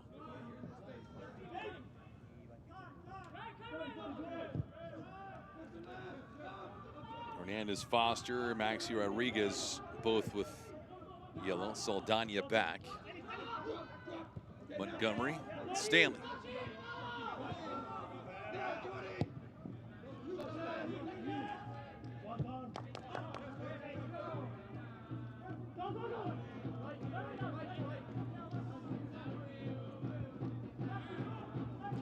you're Detroit City, especially with Tampa Bay Rowdies down 4-3 right now in the 80th minute, it's going to be a lost opportunity. Navarro streaking forward. Navarro goes for a goal, but hits the stands instead. Well, Navarro's trying to desperately atone for his trip and fall and face plant. 1v1 with the keeper. That's not the way to atone for it. A bit too ambitious, especially when you had support on the flank. It's out wide. Nifty pass, though, in a sweet spot, and it's 2-1 Miami. Gerald Diaz lets it rip from a prime spot, and Miami, surprise, surprise, lead 2-1. Miami has been pressing and pressing and asking questions. What a beautiful ball, fed right to the middle, and Gerald Diaz is perfectly positioned. He's able to control on one touch and has an entire goal to work with. Oh, is that beautifully fed by Alessandro Milesi. And all it required was a sure right foot. That's what Diaz provided. Detroit City's defense is falling apart. Shocking result here in the second half. But you just mentioned it. Milesi was the difference maker on that goal. He put it right in a prime spot for Gerald Diaz to put it home. But an excellent pass. We've seen that twice tonight. Milesi, Romero earlier. Now, Detroit City, you might be wondering, where is anybody marking Gerald Diaz? And it's a great question, but the fact of the matter is, Miami FC is turning Detroit City over and coming forward, and that's not allowing any sort of communication for Detroit City to get set in the back, and that is where someone like Gerald Diaz is able to, unaccosted, head right into the middle of the box and convert. I see what you did there. First goal of the season for Gerald Diaz. First helper of the year for Milesi. No room. We'll just take his time. So 2 second-half goals for Miami, and they have the lead. You can make the argument in the first half they deserved a better fate. That was a difficult challenge here, and I've seen, in fact, I saw the United States men's team get jammed up in a couple sequences like that during the FIFA World Cup. Actually happened in the final with Argentina and Spain. Ian Stanley with a questionable foul, and he receives yellow. Let's take a look at this here. And Stanley made knee-to-knee contact. He tried to hold up, and that's why it's only a yellow. He didn't try and extend the leg, but it was clunky. That attempted challenge, if you want to call it that, but I can see why Bashir Njai doesn't feel particularly well, because that was kneecap to side of knee. Yamazaki collided with Navarro. Yamazaki is just goading Miami FC players to try and do something dumb, to make a mistake. And it kind of feels like Miami FC players who are engaging, they're getting sucked into that. Whether it's Lacadia, whether it's Navarro, leave it alone.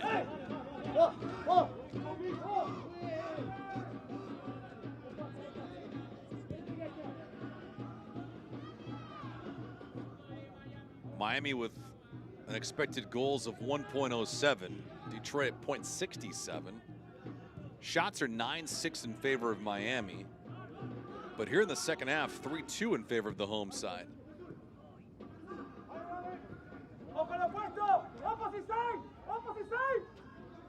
Detroit not doing a whole lot. They're holding the better possession number in the half. But like we saw in the first, that doesn't mean anything. Saldana, who's was in net and has been victimized a couple times. Let's not forget, though, the first meeting between these two sides on May 20th. Detroit's down a man. It's 1-1, and they find a way just minutes before full time to beat Miami FC. So there's still plenty of work to do if you're the hosts. DeLu with great effort just to hold it. It's an alert play, though, on the back. And for Miami, I want to see more plays like that, at least in terms of getting some extra life. This will be a corner kick for Detroit. Maxi Rodriguez will not take this. Detroit City, 22% of their goals coming into tonight off corners, third best in the USL Championship. Danny Dicchio saying this week, we're not the biggest team, but we're always looking for first contact. And so a corner opportunity to try and draw level. Hernandez Foster will serve this up. Pretty decent ball, but it was looping away, and Jai was able to get a piece of it. Miami trying to push forward on the counter, and Jurgen Locadia does not have the ability to catch up to that ball. There was contact behind the play out of the line of vision of the referee, and it doesn't look like he's going to go revisit it. And multiple substitutions coming for Detroit City. Aiden Silva will depart.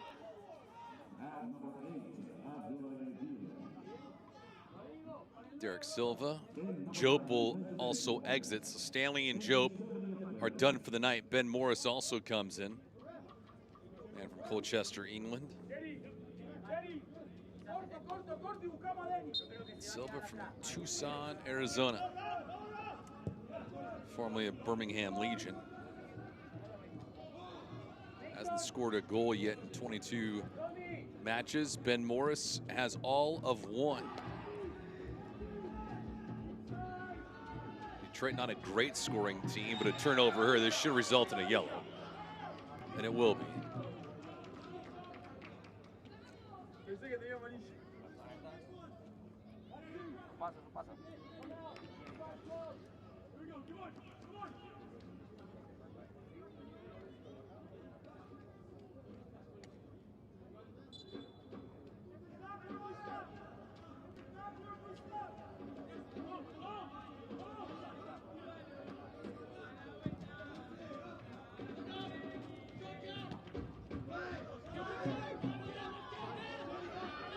Locadia, sharp angle, lets that thing cross the end line.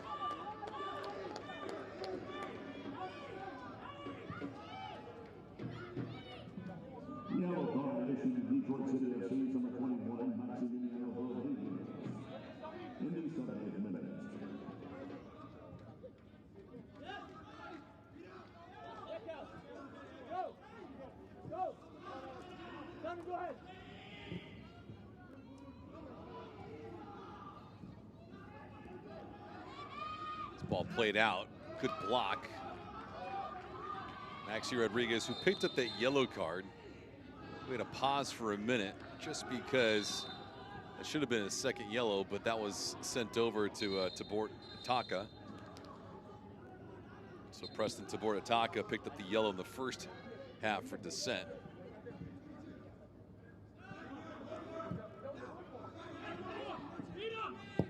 One of those cautious efforts you make on air because it adds up. Right.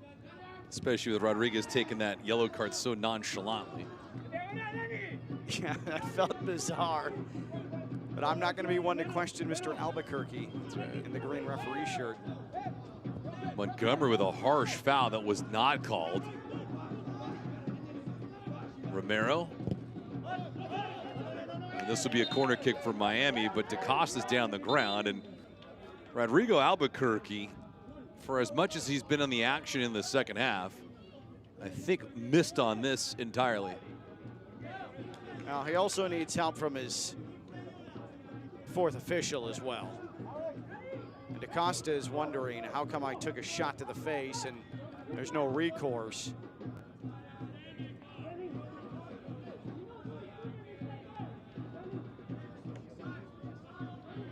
Some points of this match have looked rugby-ish tonight. But I suppose that it has been pretty consistent, allowing stuff behind the play. And now Yamazaki's on the ground again. Or no, it's not Yamazaki, is that actually Rodriguez? Russell Cicerone just scored his second goal of the match in the 86th minute for Tampa Bay. Well, if you had the goal total at 2.5 and you had the over, you won some money tonight. You can look at it two ways if you're Detroit City. Boy. You are now trailing 2-1, but Tampa Bay was not going to increase the distance between you and them in the table. But now you're down 2-1, and Tampa Bay has a chance to increase the distance between you and them. And so you're in a tough spot. Now you've got to really try and fight. That's worst case scenario. But if Louisville wins, Louisville then leapfrogs you in the table. Silva, the crossing attempt, right-hand side, good stop by Room. Looks like a little cramping up from DeLu as well. That thing was well struck, just didn't have a great angle on it. Now that is poor marking, poor defense there from Miami, because Milesi is headed over to mark a man who's already marked. Calfo had it handled, and Milesi is going to defend a man who's already accounted for and left the back post wide open for DeLu.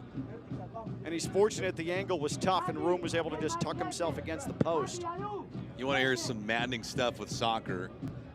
MD Myers just scored in the 89th minute for Tampa Bay. My goodness. 2 goals in 3 minutes. They lead 5-4. Hernandez Foster, back post, Amu Mensah, trying to climb the ladder against Calfo. So Tampa Bay down 3-0, 4-3, now leading 5-4 in added time.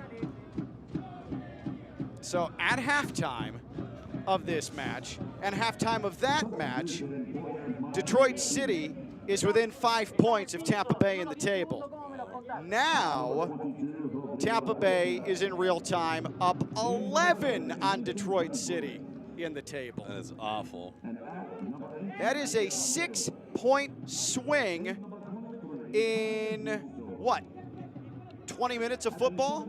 30 minutes of football? Yeah. That is wild. Tunbridge and Musto coming in. Substitutions brought to you by Baptist Health. Rodrigo DaCosta's night is over with. Now, before Musto can come in, must be announced, and Romero will be replaced. 9 goals scored in that match between Tampa and Lou City. That game is in Tampa, by the way. Cicerone with a brace, MD Myers with a brace. If ever there was a message sent to somebody, it was sent to Lou City tonight. And just check this out for some gaudy numbers. This is why I hate sabermetrics. Tampa Bay has scored 5 goals tonight. Their expected goals for is only 1. 1.13 if you want to be exact. And it's why, right up there with possession, expected goals is the diciest and a lot of times most worthless stat. This one glided through nicely. Darren Smith and Eli Room comes out quickly to gobble it up. Ooh, Smith ever so close to getting the equalizer. Smith 1 beat late. What a ball from Kobe. I mean, that is absurd, that vision. And if it's a second sooner, that run beginning, we're 2-2. And we heard Danny Dicchio this week heap praise on Kobe Hernandez Foster and said, of course, he's a young player. We think he can be better and more consistent, but he has a ton of talent, and he showed it off there. A player that young should not be able to make a pass like that. So much upside. Silva.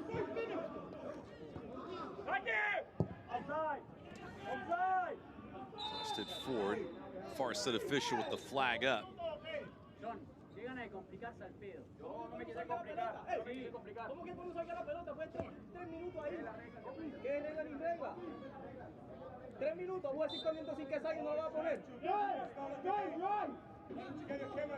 Might be the game of the year in Tampa Bay tonight.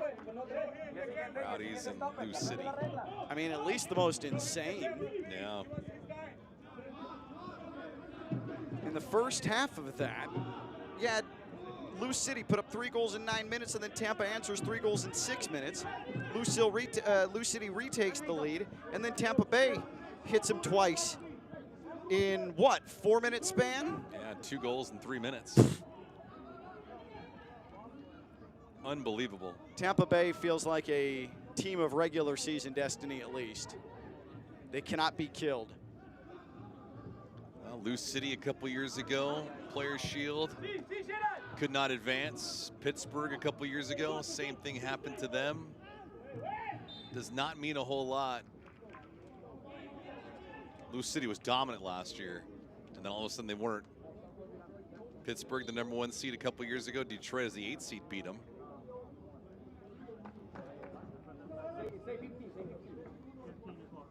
Player Shield is one thing, and it's nice, but it's not everything. Maxi Rodriguez getting replaced by Chisholm.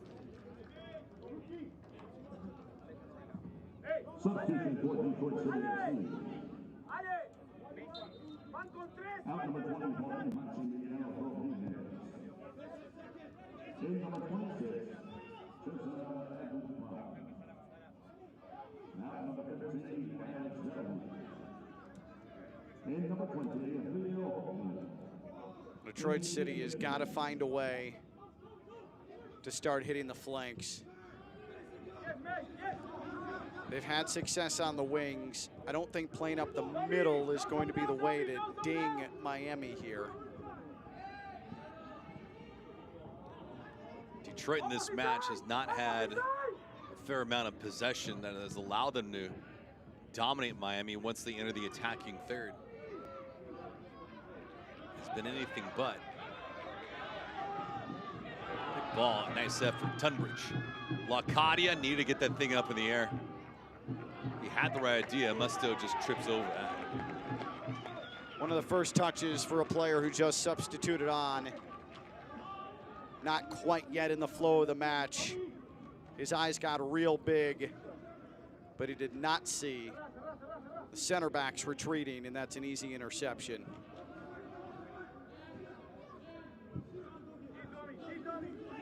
With the amount of substitutions in the second half and the activity, guessing right around 5 minutes of added time. So Detroit, the action comes right now.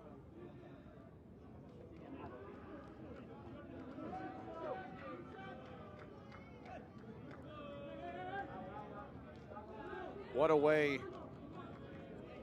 to put up a signature win after you've only drawn once since beating Lou City. If you can take down Detroit City, that is quite the scalp. If you can pull it off after ultimate disappointment last weekend, losing with a man advantage to the top team in the USL Championship. Just for Miami to get one back was great.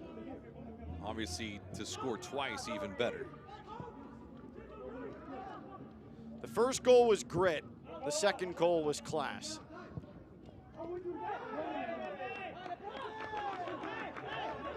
Diaz forced out.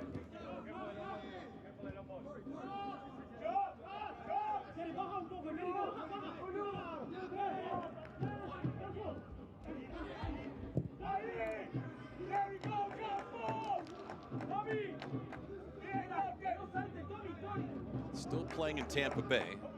3 players tonight with a brace. MD Myers and Russell Cicerone for Tampa. Jake Morris for Lou City.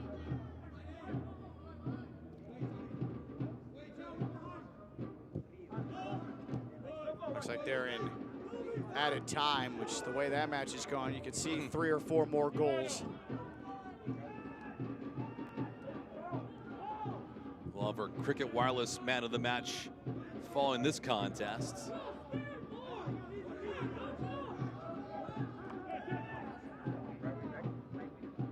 Silva trying to keep it in and could not.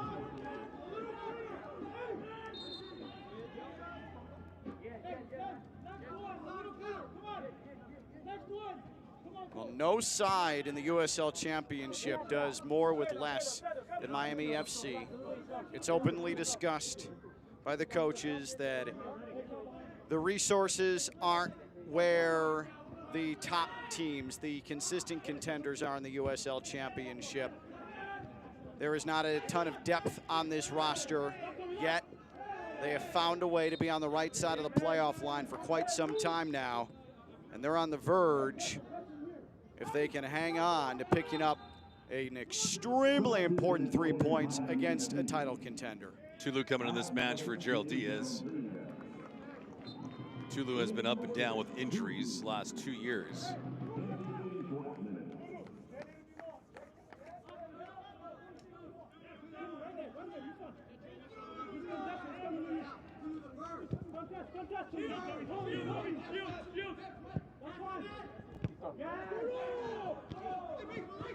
Tunbridge off the intercept, not a good ball. You just wonder what Tulu could be if he could stay healthy. Figured he'd be the big acquisition last year for Miami. It was all for naught.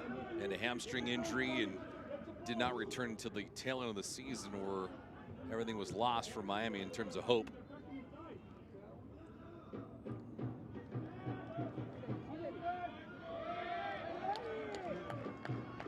Good job from Navarro to defend.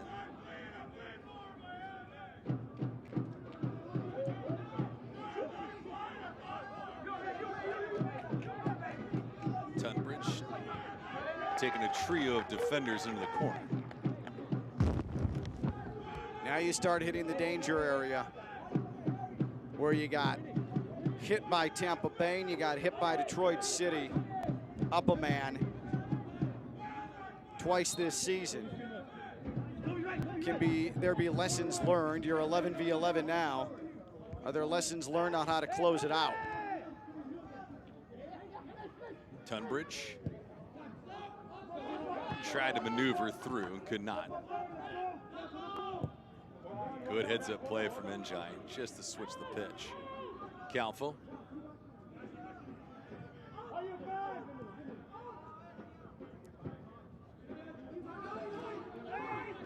One of the messages from the Miami FC coaching staff this week was we have to improve on duels. Just have to. Miami has been much better than we've seen through vast stretches of the season on duels tonight. And that in turn helps you win loose balls. That in turn helps you get those 50-50 opportunities to go your way.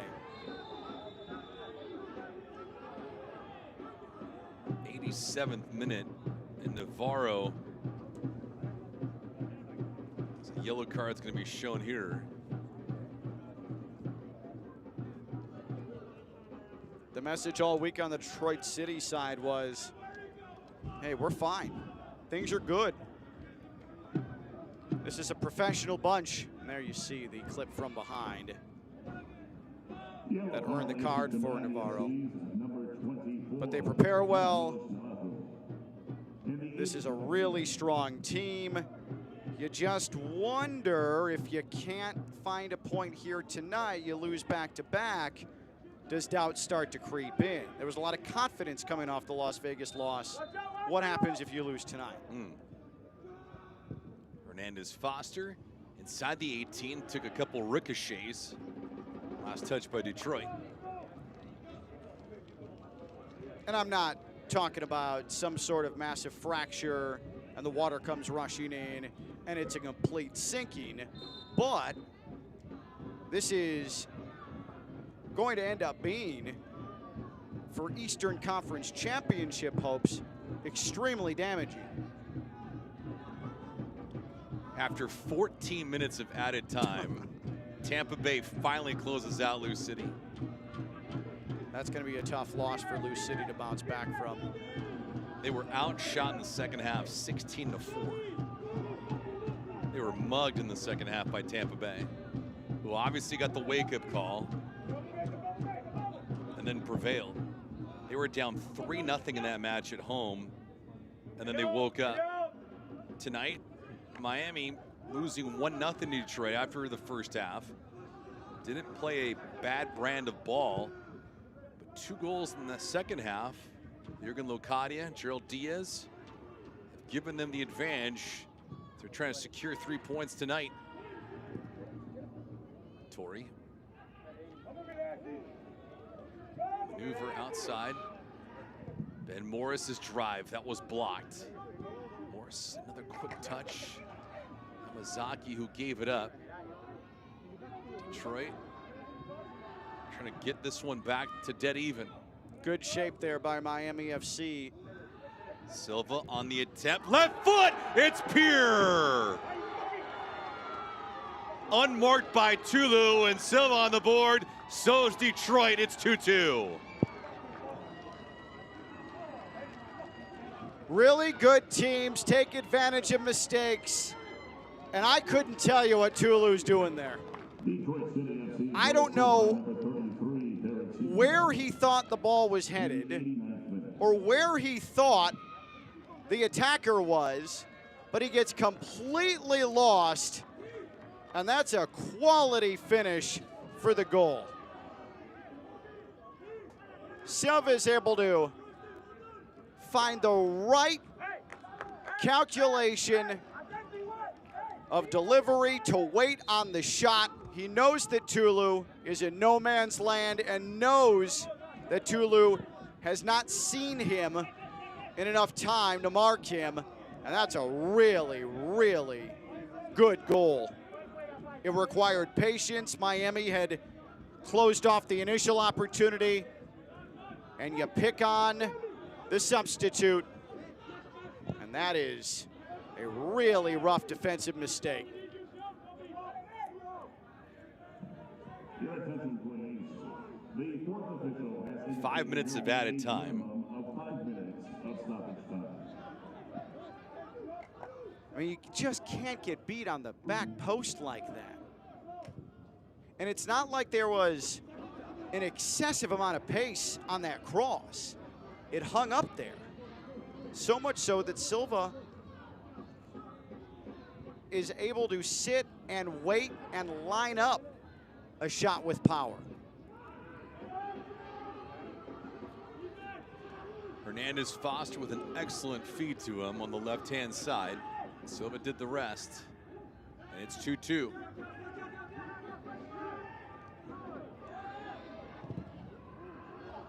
This ball will be deflected on the way through to Room. Yet another match where Miami FC has a chance for a result, and it slips out of their grasp in the dying moments. And when it happens as often as it has to Miami FC this season, it unfortunately starts to become a personality trait. Smith is going to run out of track.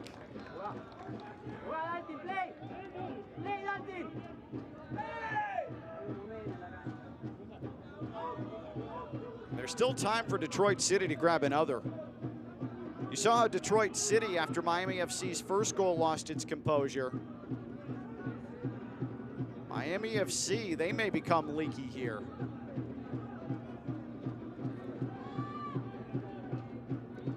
Musto. It's a tight spot for Navarro to work through.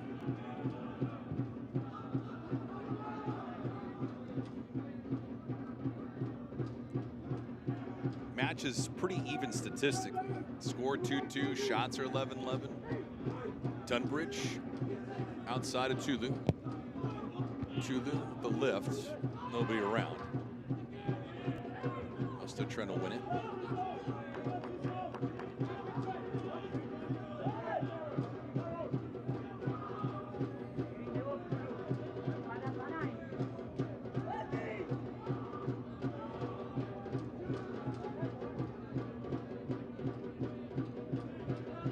Each team has had their chances. Musto, depossessed.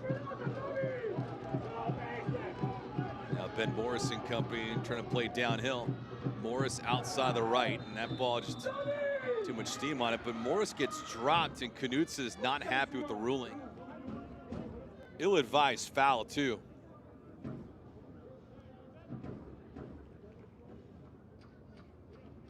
Miami FC had an extra defender back there.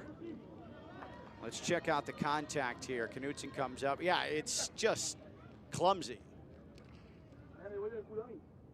That's the right call. Knutson can be frustrated, and he might be frustrated with himself, but if it's at the referee, that was just wildly clunky.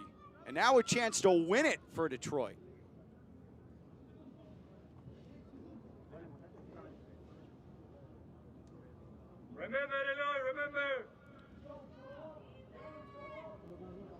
Hernandez Foster. Tabor Ataka. See who takes this. Hernandez Foster setting up the second goal of this match. Eloy Room looking on.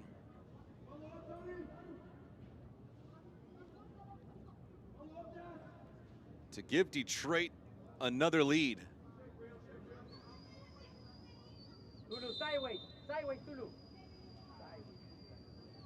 Hernandez Foster with the drive.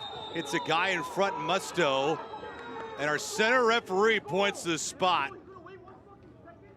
Heard the whistle right away. In fact, I actually think Detroit probably would have scored there anyway because the ricochet was over to one of their teammates on the right-hand side. Eloy Room was looking on, and he's not happy with it. We get to look at the instant replay and see if this had merit. Yeah, it's a handball. And the elbow's tucked to the body, but the wrist is moving away from the body.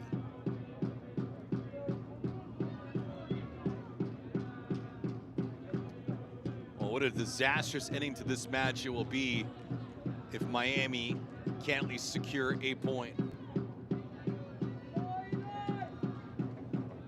I mean, this is an epic collapse. And in the most painful way possible, if this ends on a converted penalty off of... Chisholm's gonna take it. A handball that, while unfair, was rightful. Unfair that it happened because I'm not quite sure what could have been done differently. Just because the pace of that, but my goodness. And this would be a miracle 3 points.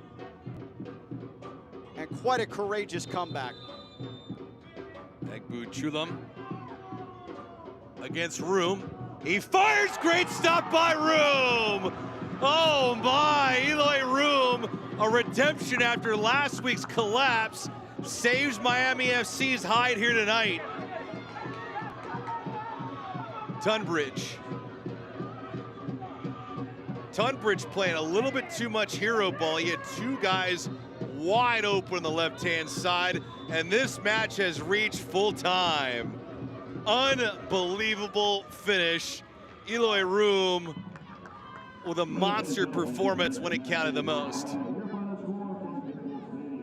That was absolute insanity. All looks lost for Miami FC. With an unconscionable collapse. Handball in the box in the dying moments. But it's the legend, Eloy Room, who makes the save on the penalty and salvages the result for the home side after all looked about lost. Got a moment now to acknowledge our man of the match, presented by Cricket Wireless. Gerald Diaz, he had the second goal, the go-ahead goal for Miami FC. It does not stand as the winner, but he was able to put Miami FC in the ultimate position to gain a point. They almost coughed it all up. Diaz with that sure finish off of the beautiful delivery onto his right foot. The Cricket Wireless Man of the Match, Gerald Diaz. Well deserved for him. He had himself quite an effort tonight before being substituted off. First time this season that Detroit has not picked up all 3 points when leading at any time during it. They go to 8-0-1 in that situation. Post-game highlights, full-time stats, all of that right around the corner. Travel with Avianca, the official airline of Miami FC. Explore more than 80 destinations across the Americas and Europe. Fly to Buenos Aires, Cartagena, Rio de Janeiro, and more. A world of experiences waiting for you. Wherever you want to go next, Avianca gets you closer. Scan the QR code, book now, and unlock an exclusive discount on your next flight. Avianca, the sky belongs to all of us.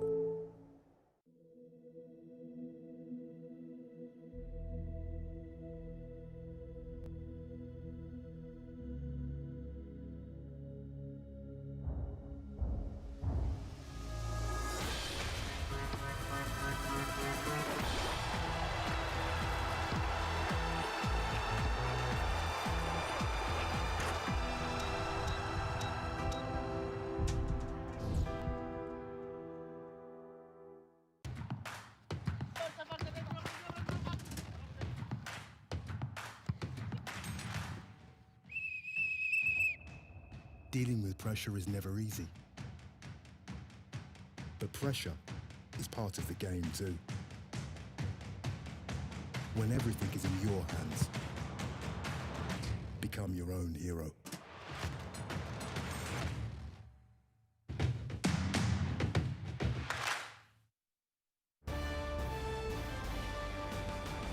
Closing up shop here from Pitbull Stadium, Detroit and Miami, a 2-2 draw. Eli Room, the hero of the night in full time.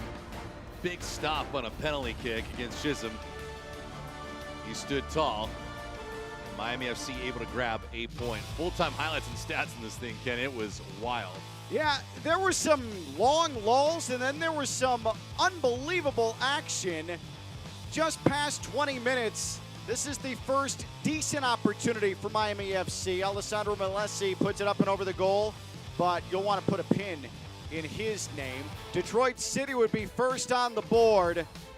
A lovely run right up the middle, and it eventually finds Maxi Rodriguez for the goal, and it was 1-0, and that would be the halftime score with Detroit City on the advantage. And Detroit didn't play great in the first half, just opportunistic against Miami that was overcommitting offensively. One turnover led to a transition moment, 39th minute. Miami almost got themselves an equalizer here. Romero, unreal effort in the corner. Knudsen off the crossbar. That would have been spectacular. Romero did it all. Tightrope walking, beating defenders, perfect delivery, but not to be. 56th minute, second half turns over, and Miami FC turns over a new light too. This is all effort from DaCosta. He's being shielded off the ball, but he whips his right foot around Aiden Stanley, and it falls right to Lacadia. That is all effort. Saldana, the goalkeeper, late to come over and do his part, and they pay for it. Then, just past the hour mark, here's Miami FC again. Malesi, we told you we were going to hear his name again, and he makes a perfect feed, cross into the box, where only Gerald Diaz, our Cricket Wireless Man of the Match, can find it, and he plants it up for right, and it looks like Miami FC is destined for all 3 points. Don't go anywhere. 89th minute, Hernandez Foster just lofts this thing up over the left-hand side to Silva, and Silva did the rest. Kobe to Silva. Chulu completely lost defensively, and Miami FC concedes late again in what has been a cursed season from that perspective. Silva, a phenomenal finish as he's able to plant the volley. And then in the 94th minute, a handball against Musto in the box. Chisholm the penalty, and the Curacao legend, Eloy Room, at least preserves the point for Miami FC. What a wild one. Yeah, Miami FC improves the record to 5-7-7 on the year, 22 points. Detroit moves up to 8-5-4, 28 points. Miami snaps a 6-game losing streak to Detroit City, and Detroit, well, they'll have better days ahead of them, but they had a gritty performance when they got to full time. Miami FC and Detroit City equalized 2-2. Good night, everyone. Have a good weekend.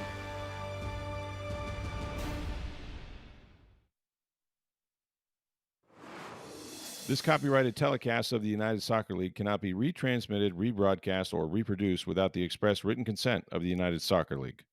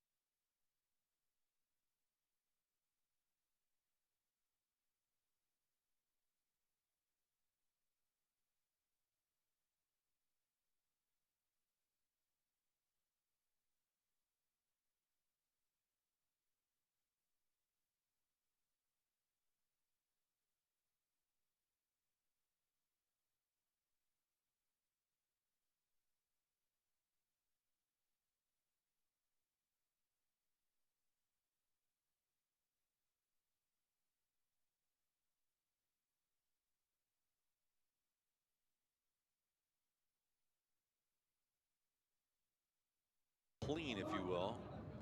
This one lifted up and a drive just scales over the crossbar. That did not miss by much for Maxi Rodriguez. That developed out of absolutely nothing. And I think Miami FC might have thought clean, if you will. This one lifted up and a drive just scales over the crossbar. That did not miss by much for Maxi Rodriguez. that developed out of absolutely nothing. And I think Miami FC